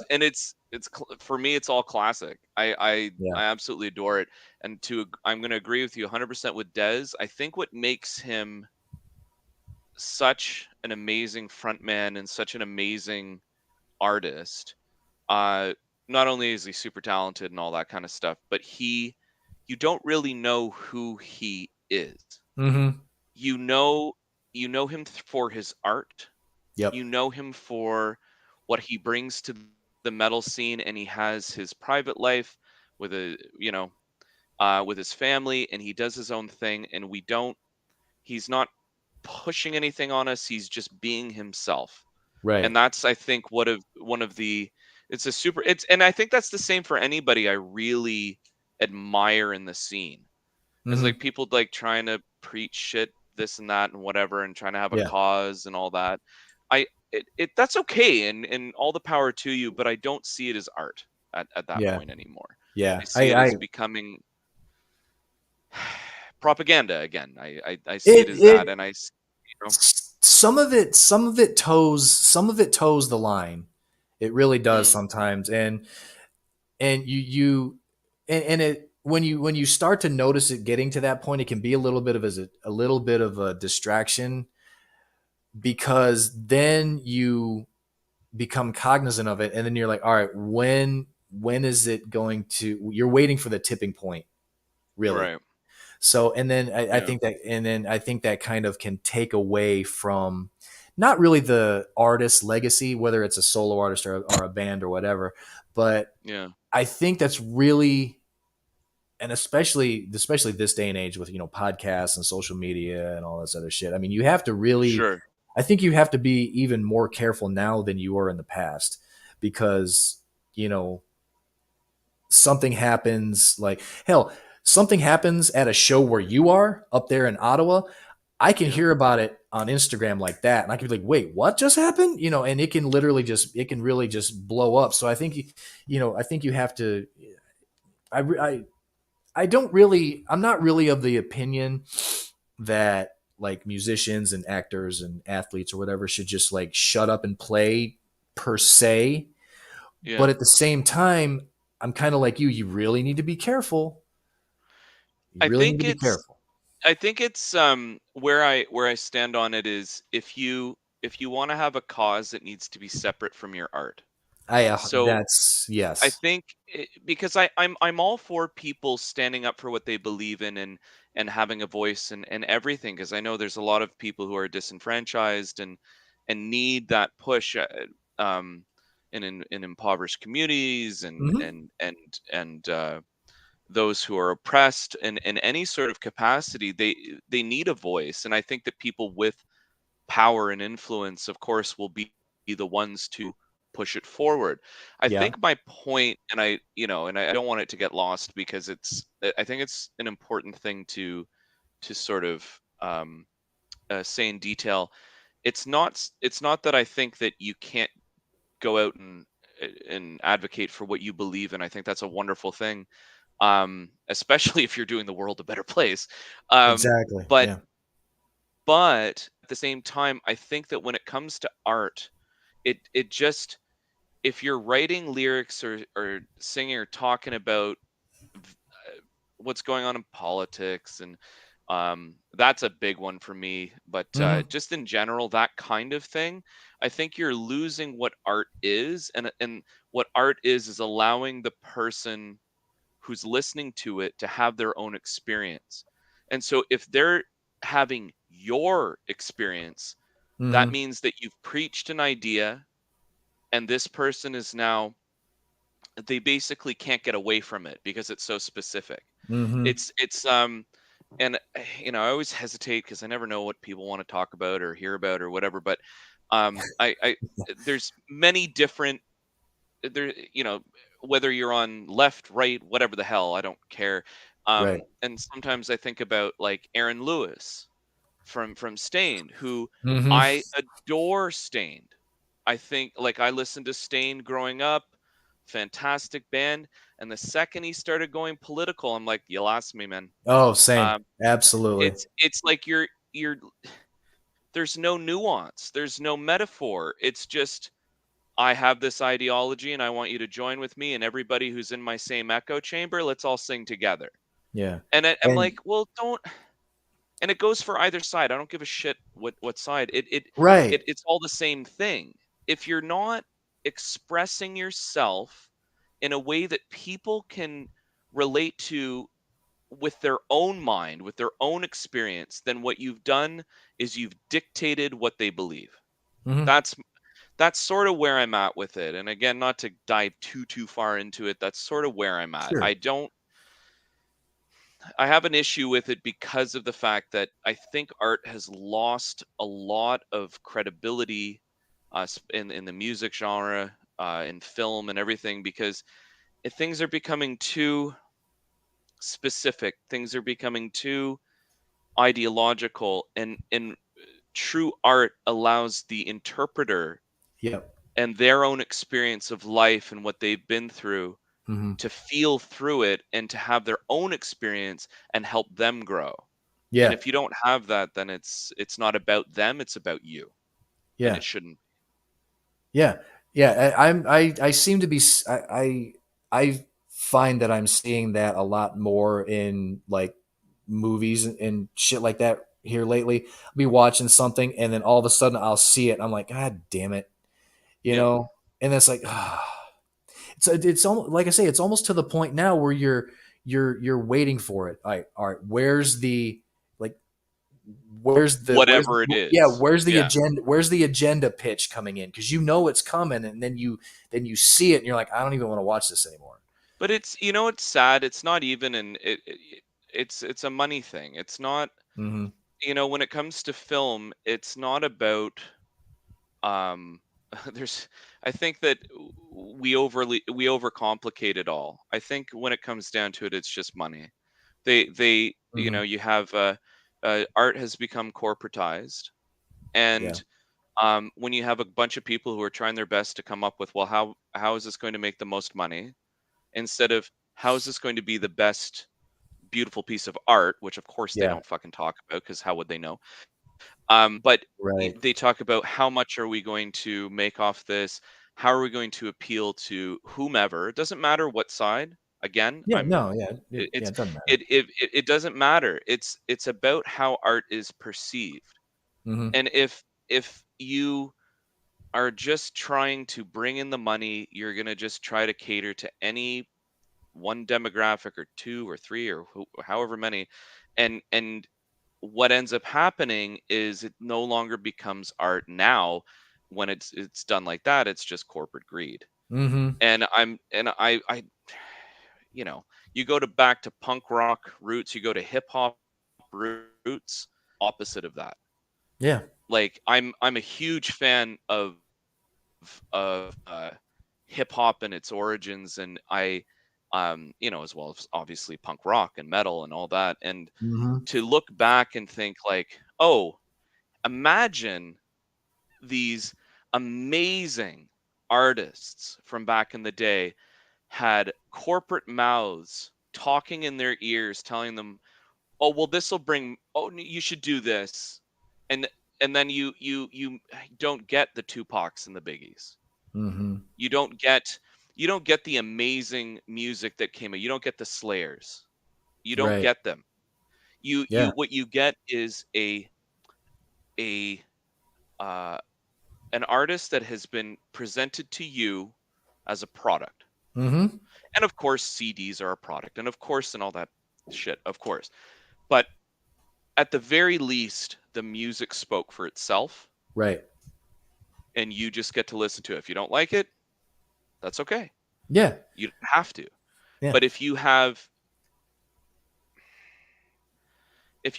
entities who are trying to come in and just make money off of this, that what should be art, Mm-hmm. it becomes stale and it becomes boring and it's not dangerous anymore. I think that one of the things that we miss out on in music and movies is they're no longer, they don't feel like that little bit of danger. Mm-hmm. Like, oh shit, they're gonna they've done something interesting. They've done something that really pushes the envelope, and you feel it, and it's exciting.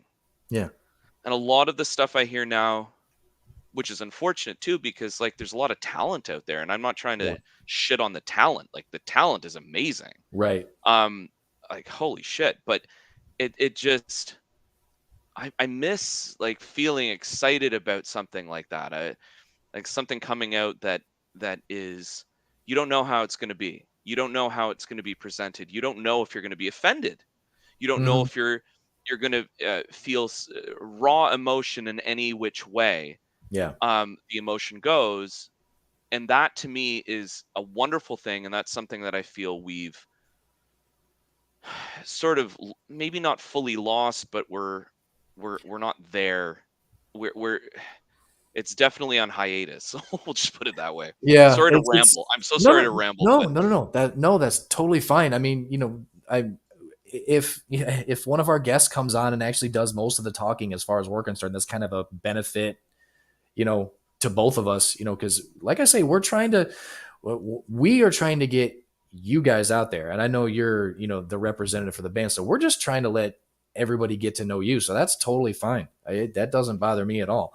But I mean, I kind of like the way you put it, because you talked about it earlier, that it should kind of make you think and evoke an emotional response. And I think what a lot of, maybe not so much the music, especially our kind of music that we listen to, but talking about like stuff that is out there in the mainstream, as far as like our visual entertainment, whether it be TV or just what shit, have you? Yeah, streaming or movies or whatever.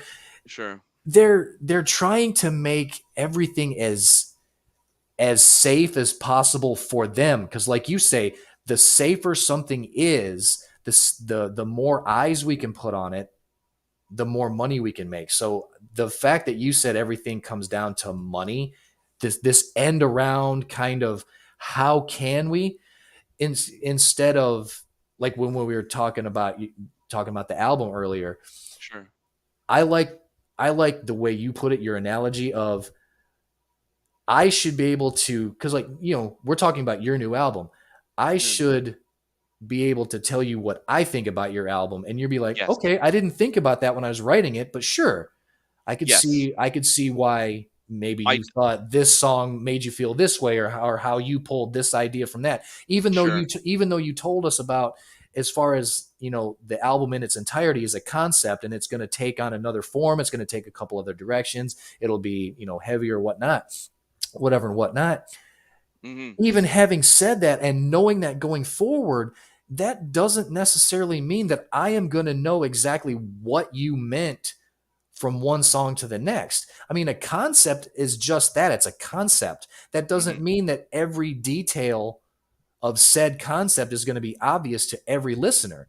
Right. I'm gonna hear something different than Jason hears it, and our opinions may, or well, not our opinions, but our, well, yeah, I guess our Yeah, opinion, yeah, yeah, yeah. our opinion of it will probably be different from each other's, and in turn could be completely different from yours. But that doesn't necessarily mean it's wrong, because it's all in our Well, ears.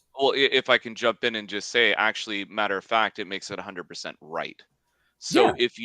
if your interpretation of whatever I write lyrically, whatever, if your interpretation is whatever your interpretation it is, it's 100% right. There's no, I'm not right just because I wrote it. Right. Right. I'm right. I'm only writing it because it's how I'm seeing it.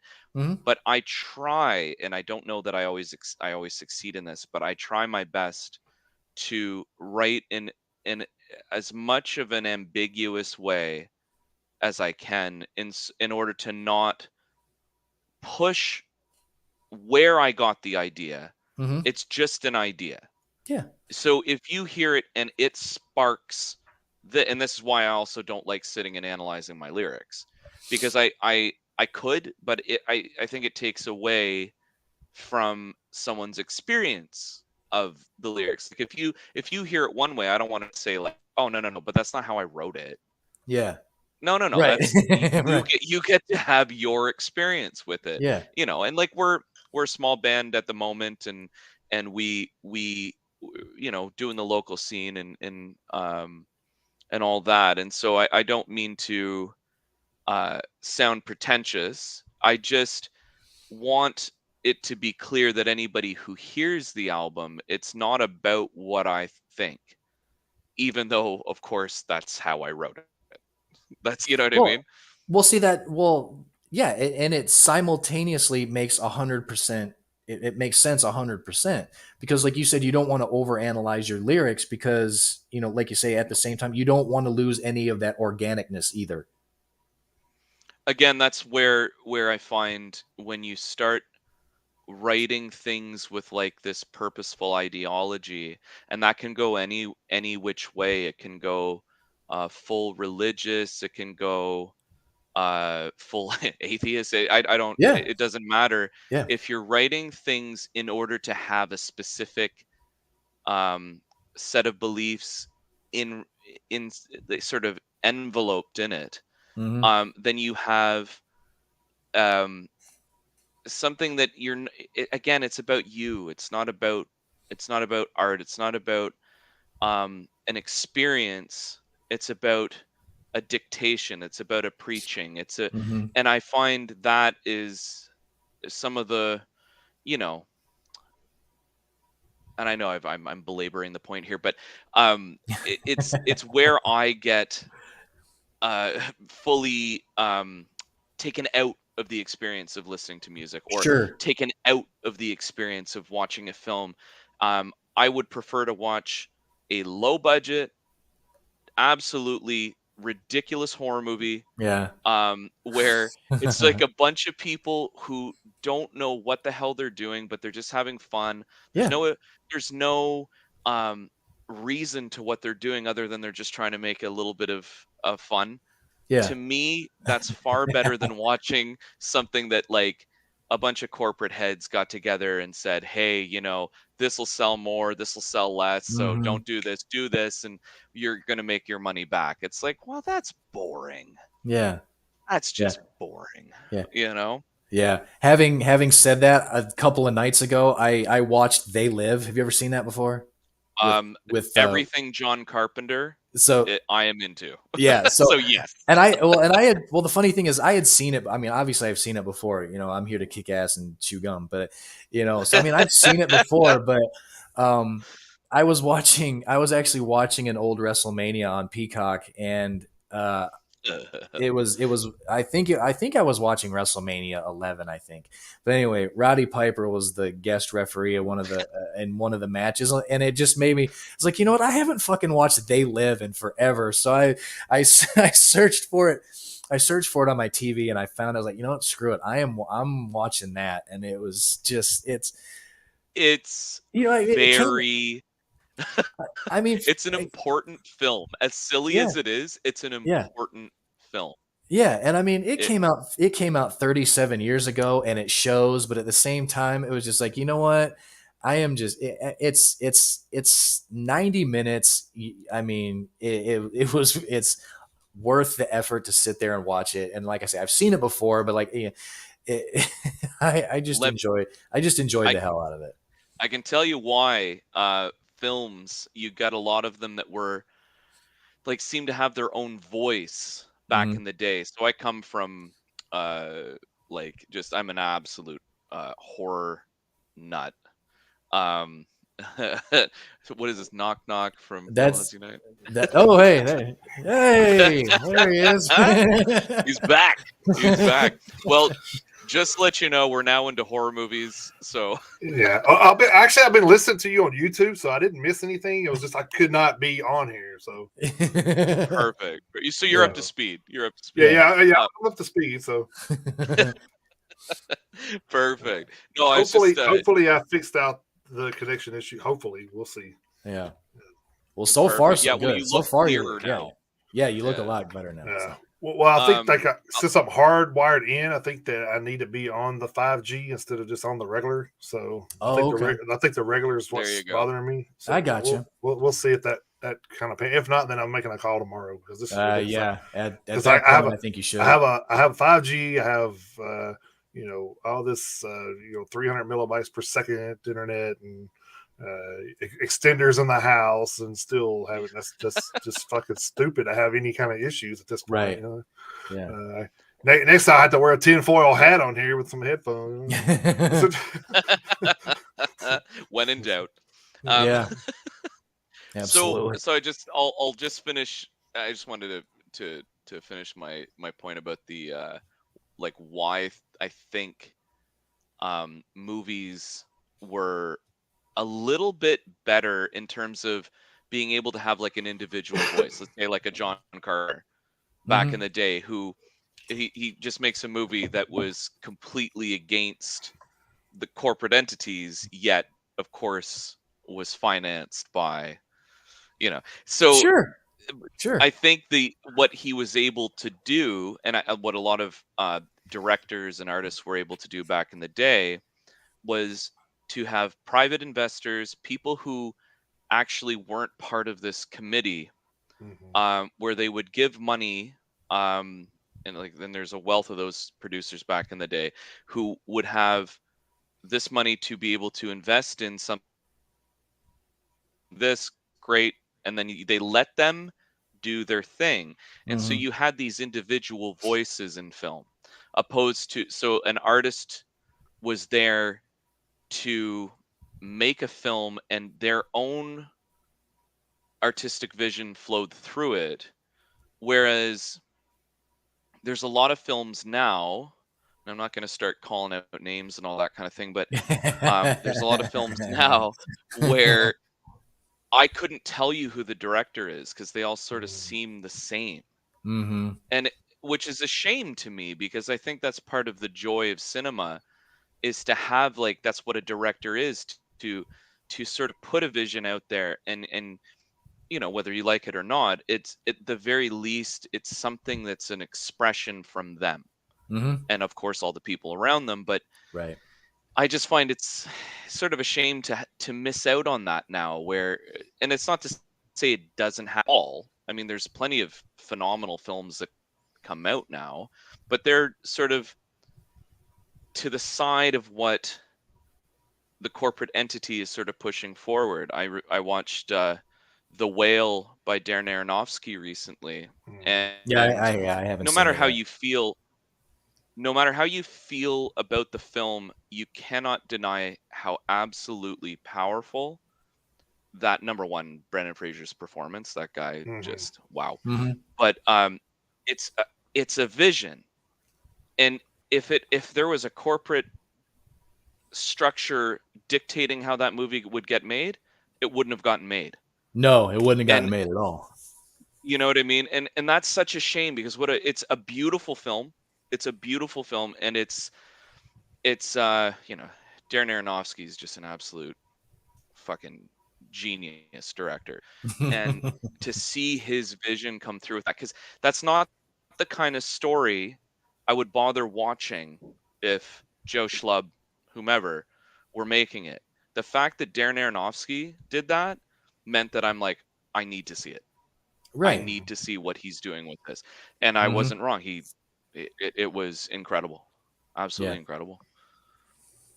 Anyway, sorry to, I can actually weigh in on some of this actually. So, excellent. As someone that did some acting, I can say that I've had more fun being on an independent set where somebody's kind of like doing their own thing. You don't have a lot of PAs and stuff directing you around and stuff like that. I have more fun there than I do at a big time film, an A-list movie or whatever. Sure. Mainly because of that. You have you have 20 PAs running around trying to maneuver things to a director's vision, whereas you're on an independent a set, then all you have is a producer and a director there most of the time, and those two guys are talking with each other, and they agreed, hey, this is what we're going to do, and then you do it.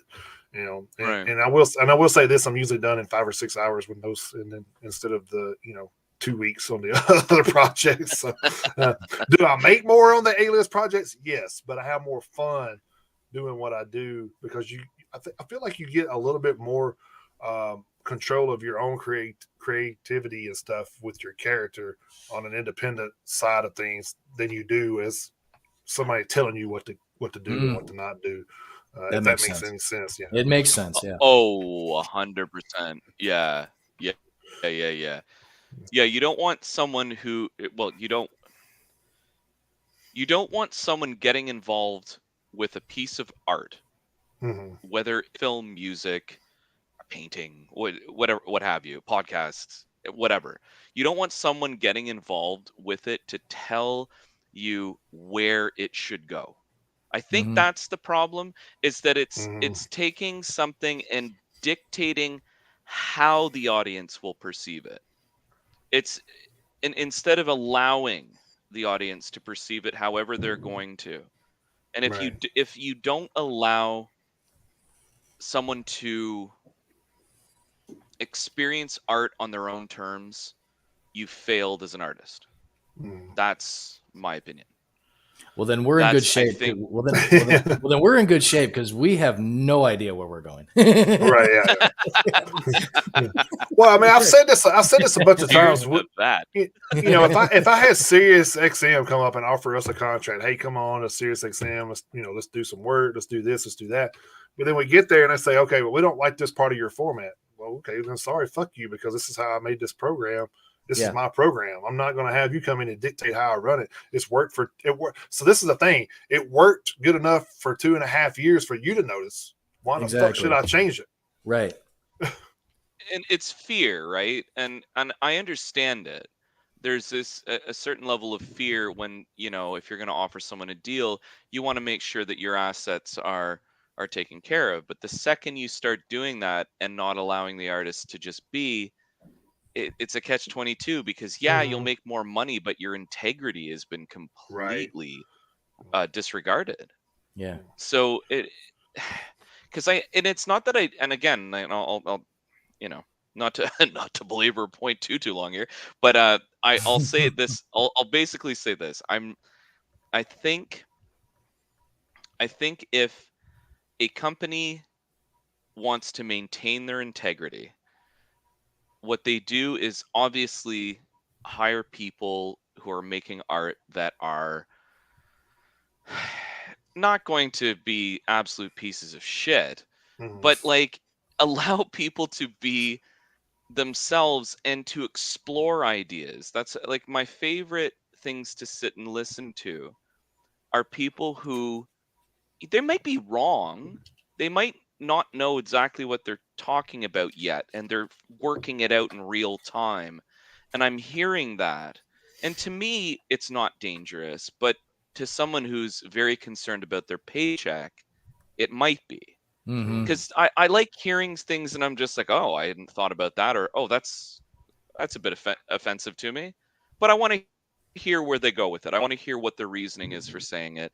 I want to understand it, because the second you deprive people of that ability, our critical thinking goes away, which is a big problem. It's a humongous Big problem. problem. Jesus, it's a huge problem. Yeah.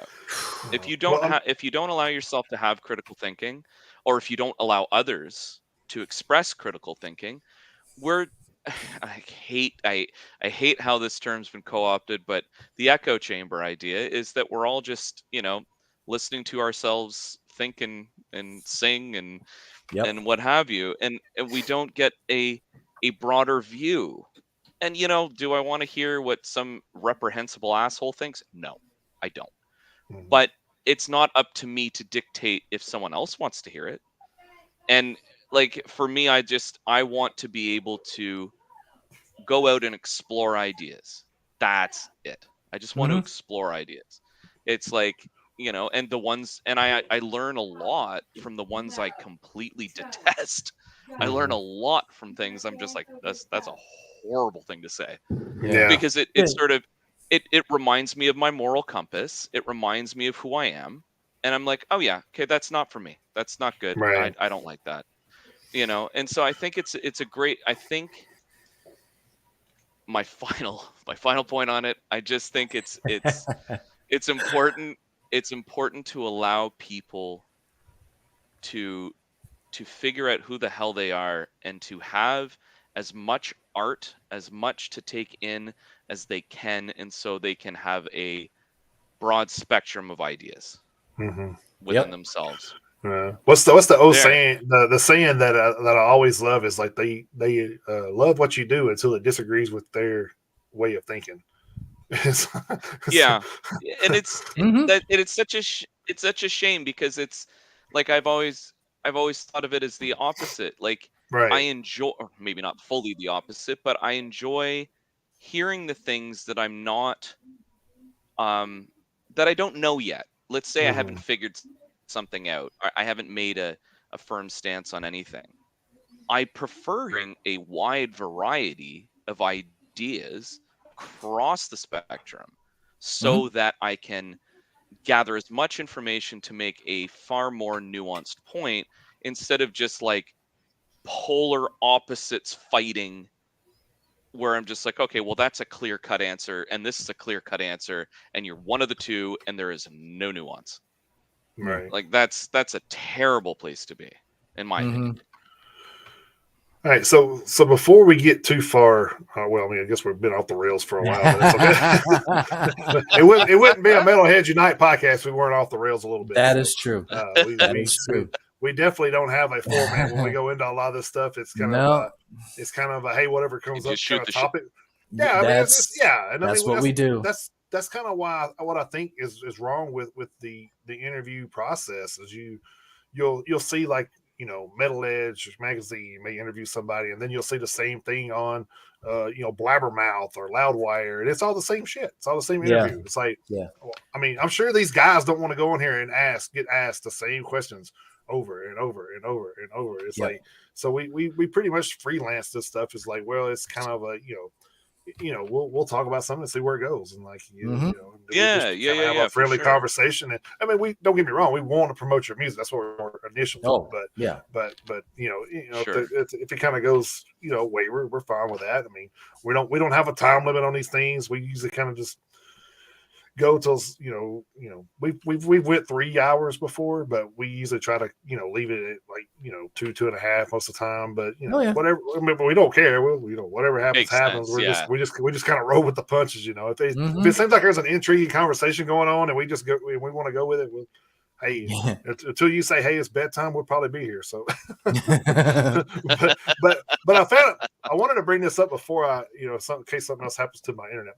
I found this interesting picture, and I need to know if this actually was on purpose or if it was actually a rib on you or what. Oh, okay. But I was looking you guys up, and I found this picture on Hidden Bands. I don't know if you've seen this picture or not, but show me. I think I know what picture you're talking about. Let's see here. I think I know which picture you're talking about too. That's it. So why is your head covered? I'm trying.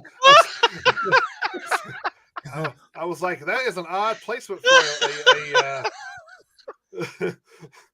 Oh, that's amazing. And I have no idea, but that is amazing. I was looking up stuff and I seen this and I'm like, okay, is my browser? Do I need to move it? What the hell's happening here? And I said, no, they actually stuck the thing over his face. I'm like, yeah, it's super flattering.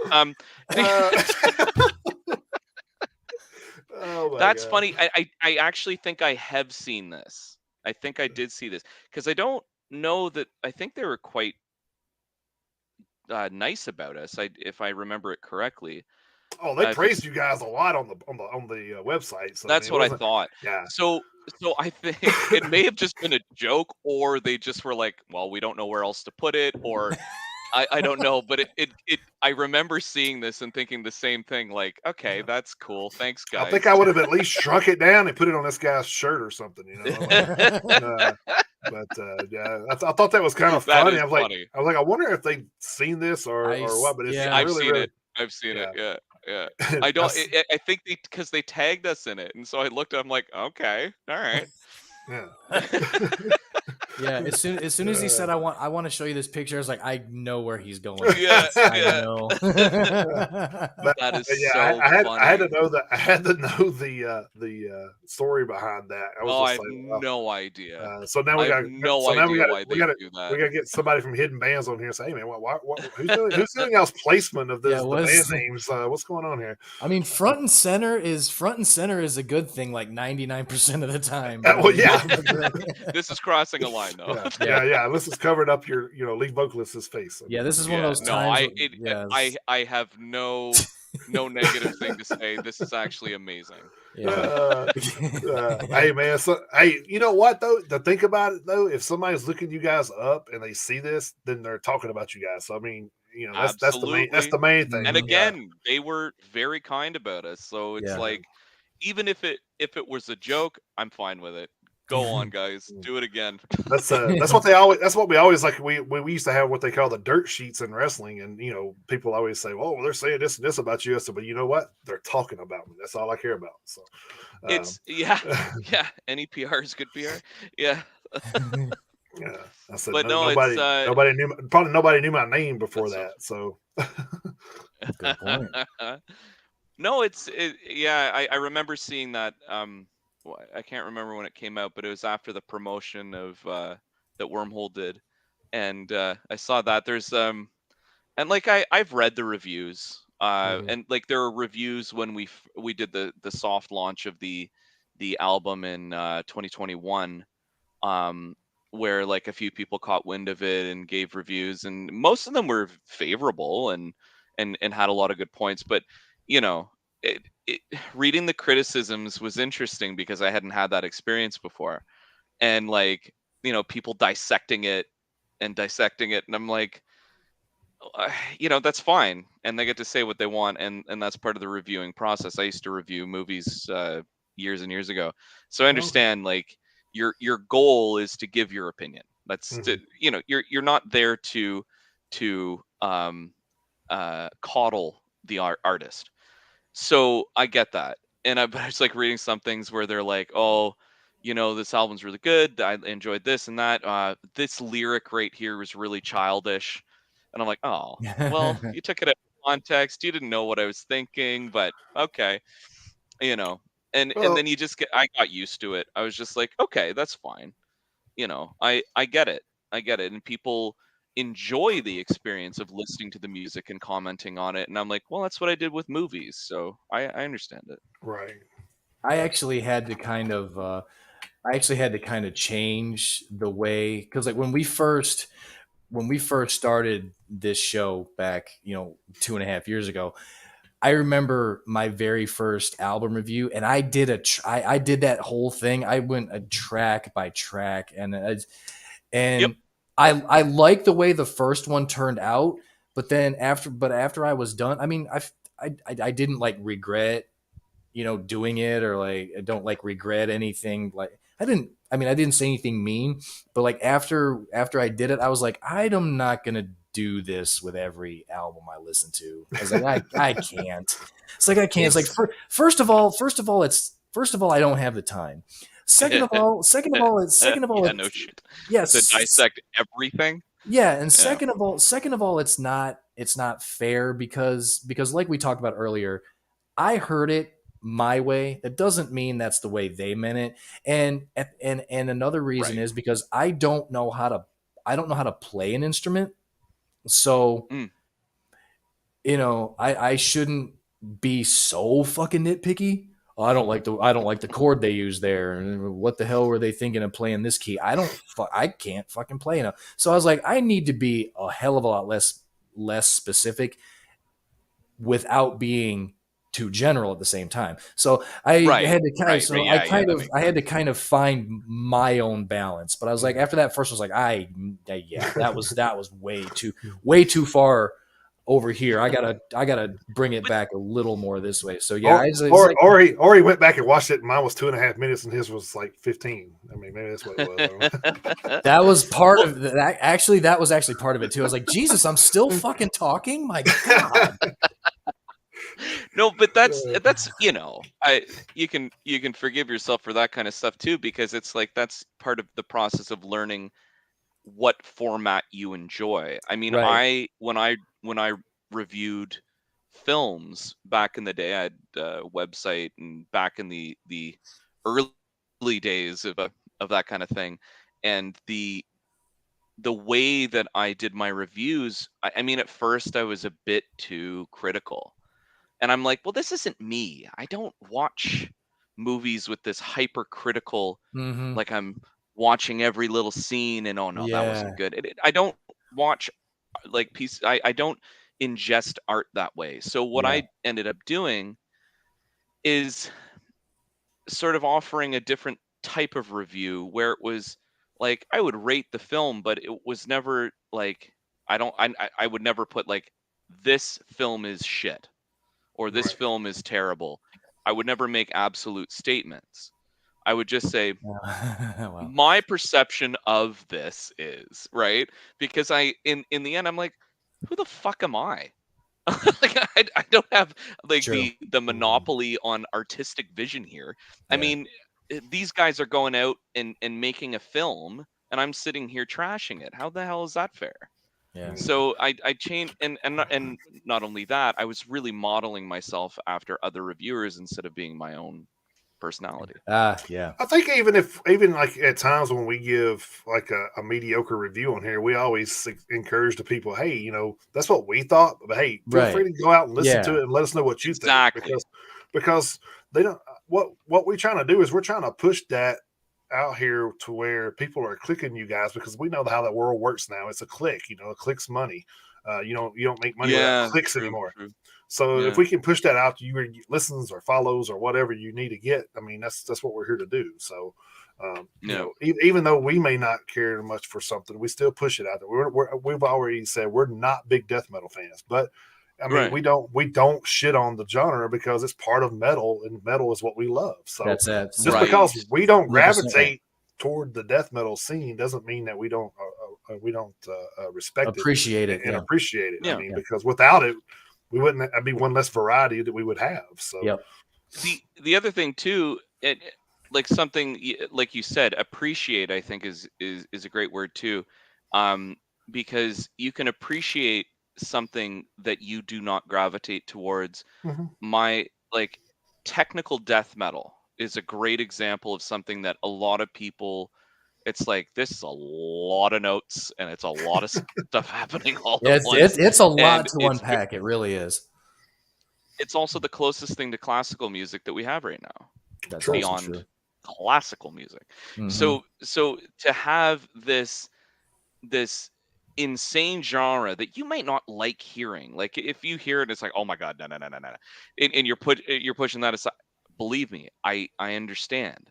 I didn't like it the first time I heard technical death metal. I'm like, oh my god, this is too much even for me.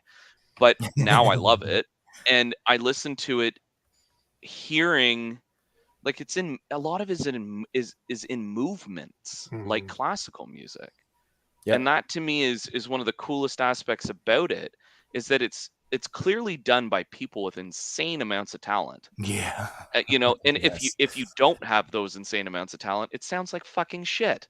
So you know immediately, like if you can pinpoint um how how one section fits into the next section, and it's, you can tell that these bands have, like, I was listening to Archspire the other day, and they're Canadian as well. They're from Yep. I believe BC.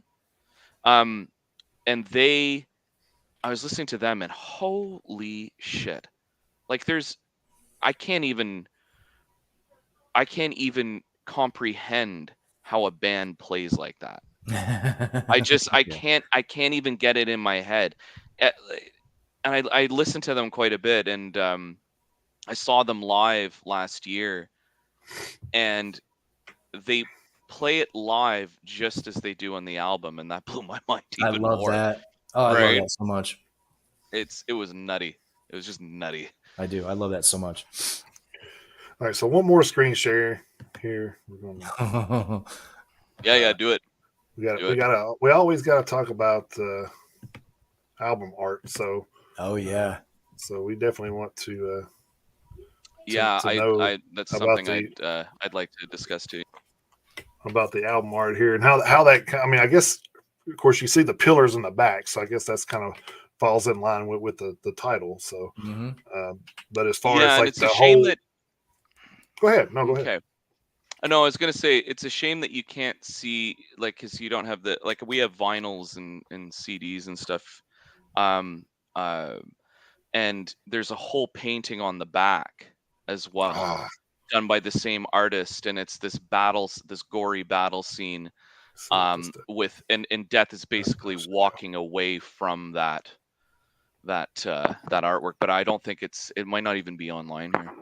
But so the concept behind it is sort of see the red sky in the background. That's where the war is occurring, and it's Death walking towards the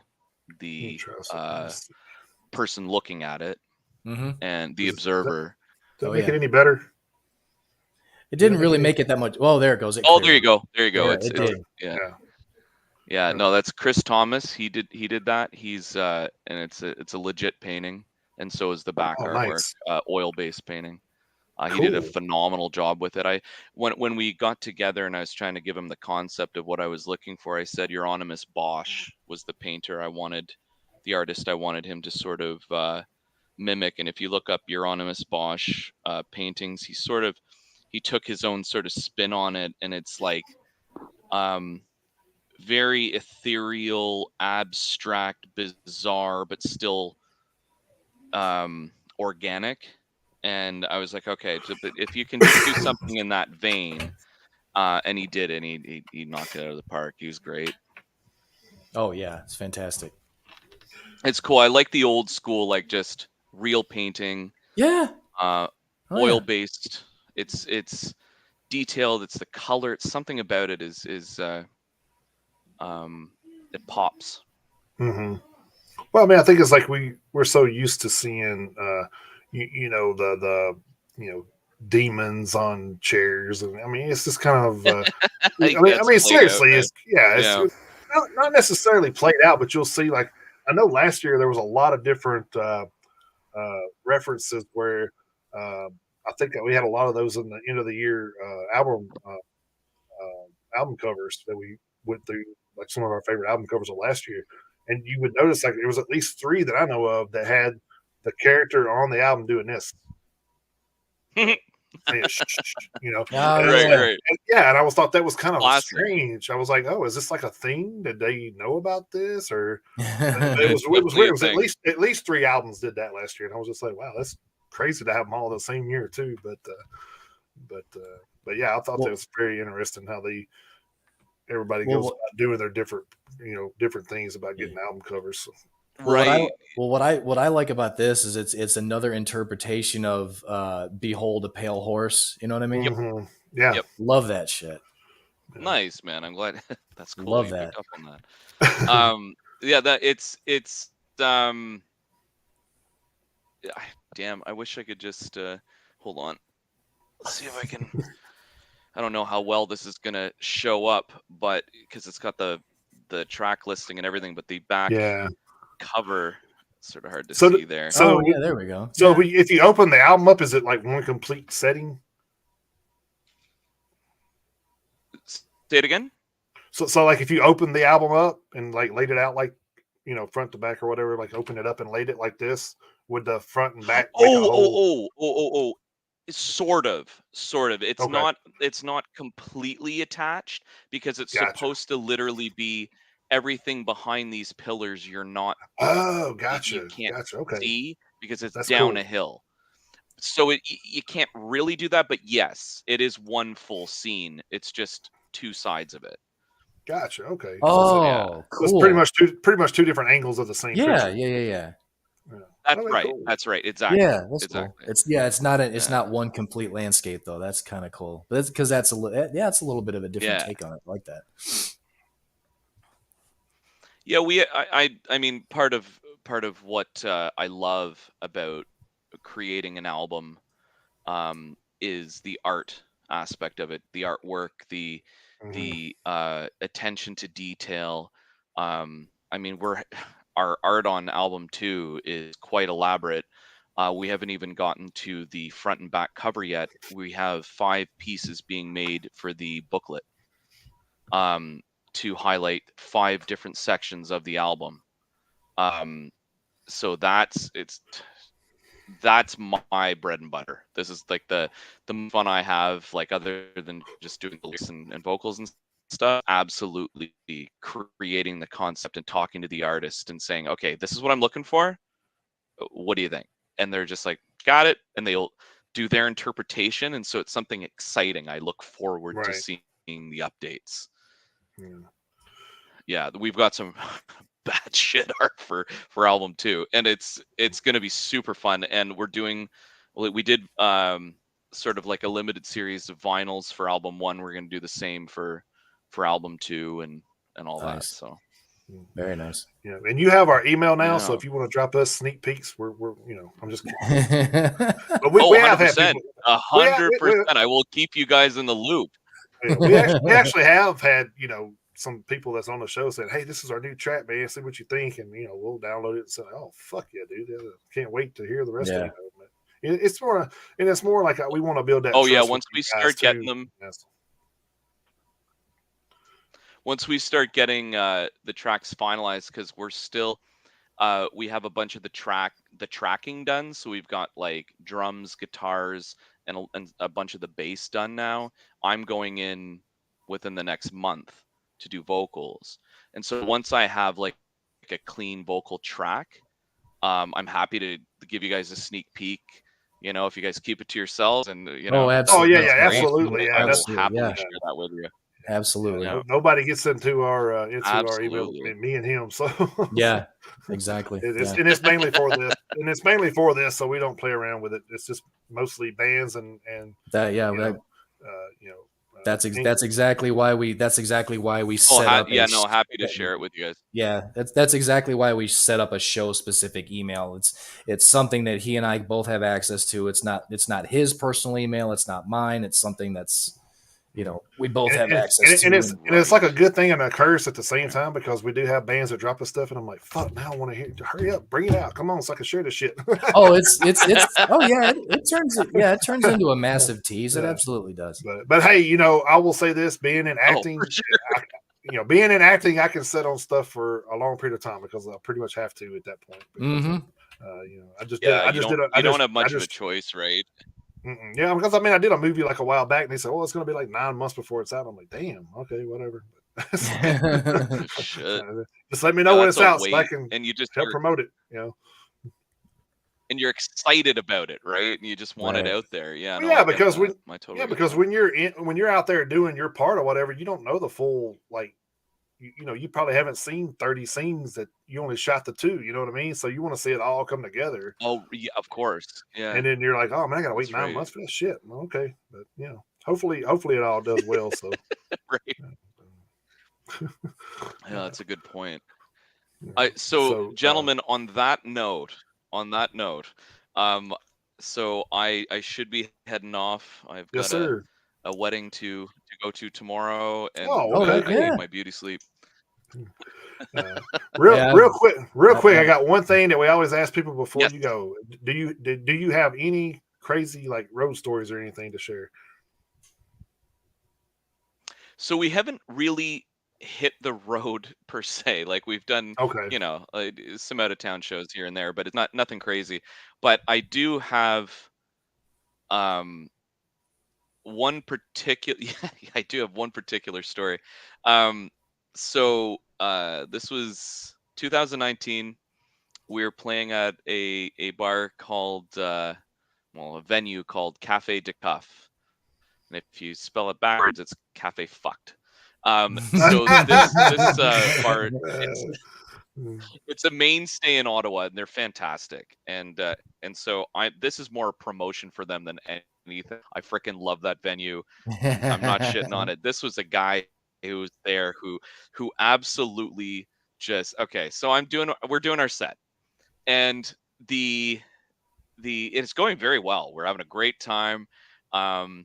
And we have about a 35-minute to 40-minute set. So we're into it. We're having a great time. And then this guy comes up, and he seems to be enjoying himself maybe a little too much. But who am I to say? So I'm doing my thing.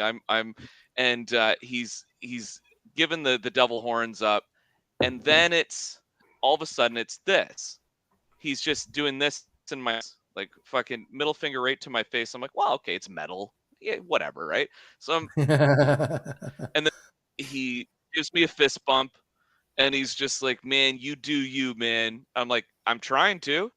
And he's just dancing around, having fun, and he's stealing. He's going around and stealing people's drinks. So he would sneak around, and then like you'd see his arm go around someone, steal the drink, and he'd wander off into the crowd. And so I'm like, okay, this guy's just being a shit, right? And then at some point, I'm in the middle of doing whatever song, and all of a sudden he takes his hand and brushes it down my chest, down my stomach, and down to my crotch. And I'm like, okay, what the fuck? That's like, dude, like, are you okay? and he's and he's and I'm like, I got the microphone like this, and I'm talking to the guy, and I'm just like, man, you just don't touch my dick, thank you. And so I reel back and I start in it again, and then a few times he does it like several times, and I'm like, okay, this is God. Number one, this is distracting if nothing else, and so fucking inappropriate. And so I'm looking, and I'm like, where the hell is the bouncer? Like, what the hell is going on here? And then eventually I'm like looking at people in the audience, some are friends, some are family, some are strangers. I'm just like get him the fuck out kind of thing. And then the bouncer, he fucking gets up, and he's an awesome guy. I love him. But he gets his ass up those stairs, because it's a venue. There's two places in one. One's Mavericks and one's Cafe de Cuff.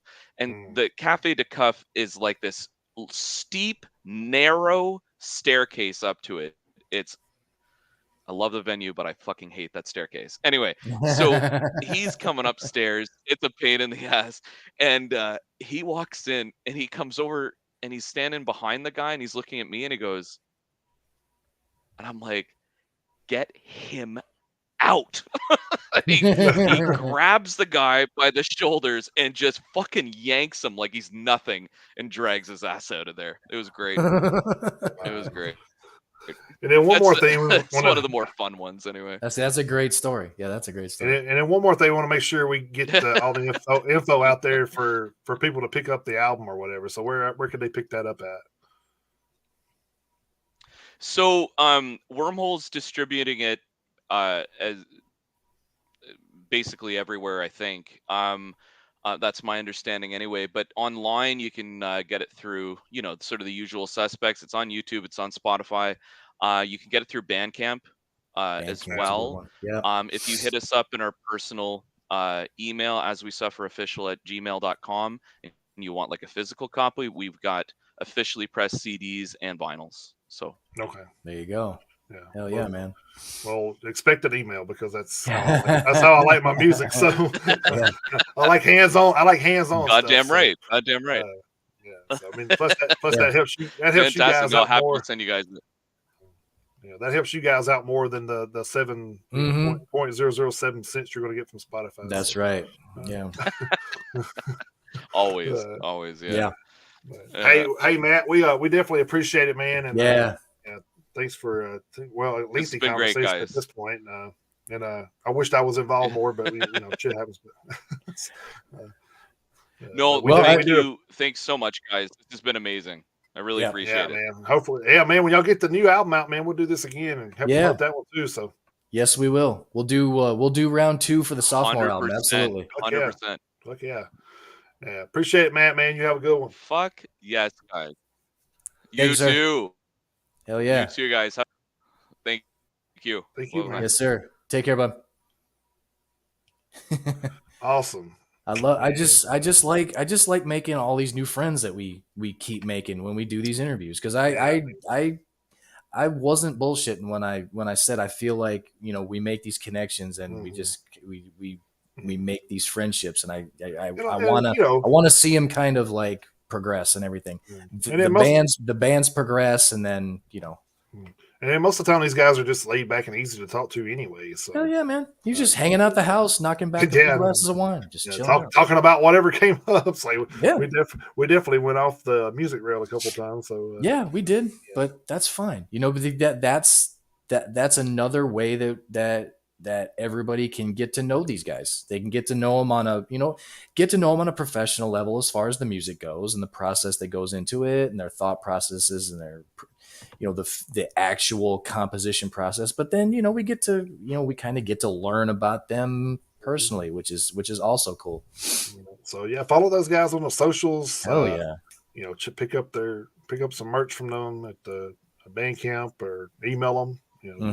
Get the hard copies, which that's probably what I'm going to do. So because I was actually looking for the hard copy the other day, and I said, man, I'd like to just buy this because I like this album. So which still apologize to Finality because I still got to order theirs too. Well, I mean, I used to get behind it. I'll buy like 5 or 6 at a time. I mean, mainly because I don't want to pay shipping costs on one because it's cheaper to pay shipping costs on 5. So see, that makes all the sense in the world. It just makes sense logistically. Absolutely. But I know we've kind of promoting their stuff, but if you see the ticker, we do have our live radio playing over at Truly Radio 24/7. We also have the merch store open up at www.metalheadsuniteusa.com. There's about 5 or 6 items on there right now. There's actually 7 items on there right now. Oh, is it? Okay. Yep. Cool. Yeah. I couldn't remember what all I put on there. So, but I will tell you this: the tumblers are cool as fuck. Yeah. I'm definitely going to get one of those things. Yeah. I have a tank top on the way, so I'll be able to promote a little bit once that comes in. So I'll let you guys know what it looks like. Then that'll help you guys. I actually went over to hang out with my brother last weekend, and when I got over to his house, he had a Metalheads Unite shirt on, but he had it in gray, and I was like, I didn't even know it fucking came in gray. Cool. Yeah. I don't know that. Was it from this side or was it from the previous? I'll have to ask him. I'm not 100% sure. I was just like, I just said, nice shirt. I said, I didn't even know it came in gray. So I'll have to ask him if he got it from the new website or the old store, because I'm not 100% sure. But because I think they had different colors too over there. Yeah. So. But yeah, so it did look good in gray. And the cool thing is I was checking out the shirts. There's a tank top, a hoodie, and a hat. Mm-hmm. And then we got a die cut sticker and 3 different drinking glasses. Yep. So we got like a tumbler, a coffee mug, and an insulated something or other. So, but I was looking at the shirts and the hat, and the hat comes the hat comes in red. They call it cranberry, but it's red. And I wish the shirts came in red because we got a lot of red in the logo here. Yeah, so, I was kind of afraid that was going to blend too much. Well, maybe then maybe that could, if the shirt was red, maybe this could be black. That'd be kind of cool. But anyway, so if I could change that or not, I can try. I guess. So it'd be kind of cool. But you can. But the cool thing is you can get the shirts and the hat in different colors. There's I think there's like 5 colors. There's 5. They only let me do 5. Yeah. Yeah. So you can you don't just have to pigeonhole yourself to black. So no, there's white. I think there's white, gray, navy, and royal blue. I think. Yeah. So. And the hat. The difference in the hat is you can get the hat in cranberry and camo. Yeah, and it's the snap hats too, man. So you can loosen it up and snap it back. That's pretty cool, like the button in the back. Yeah, I love those hats better too. So yeah, I'm definitely going to support some Metalheads Unite merch here. Yeah, I got to pick some up myself. Of course, they don't give me any. They actually, like, being as I'm buying it from there with my account, they don't charge me the extra fees, so I just don't get anything from it. So. Well, I mean, it kind of balances itself out. I mean, it does. Yeah, it balances itself out. But, whatever. I'll take what I can get. So. But hey, guys, we appreciate you stopping in with us on a Thursday night. I know it's most of you guys may have work tomorrow, so but I know he's over Bah Humbugging, so I'm excited because I only have a 2.5 day work week next week. So my third day got cut in half because of 4th of July. So, there you go. I was like, nice, okay, I'll take what I can get. But, but hell yeah. Anyway, hopefully you guys have a safe 4th. Don't.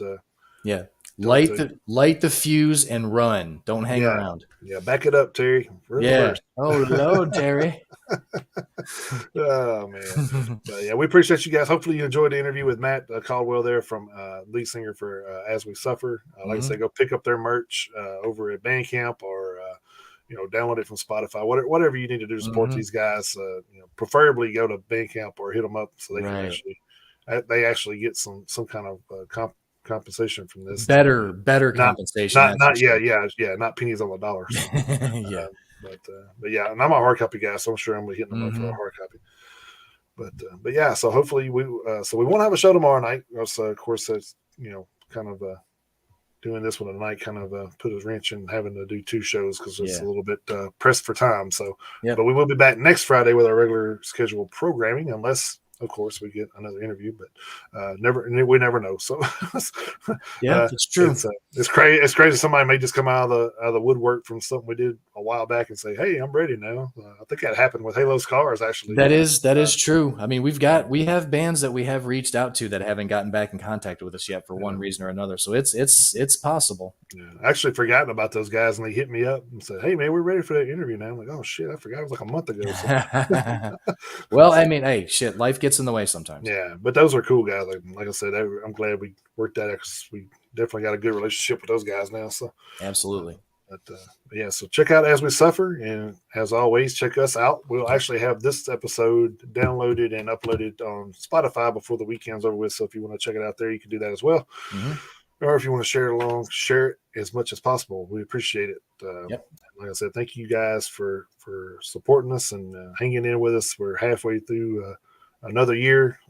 You're halfway through year 3. Yeah, halfway through year 3, man. It's crazy. It is crazy. But so anyway, back here next Friday night at the regular scheduled time, 10 p.m. Central Standard Time. Until then, keep those horns out high. Jump in that pit anytime you can. Thank you, guys. Have a good holiday.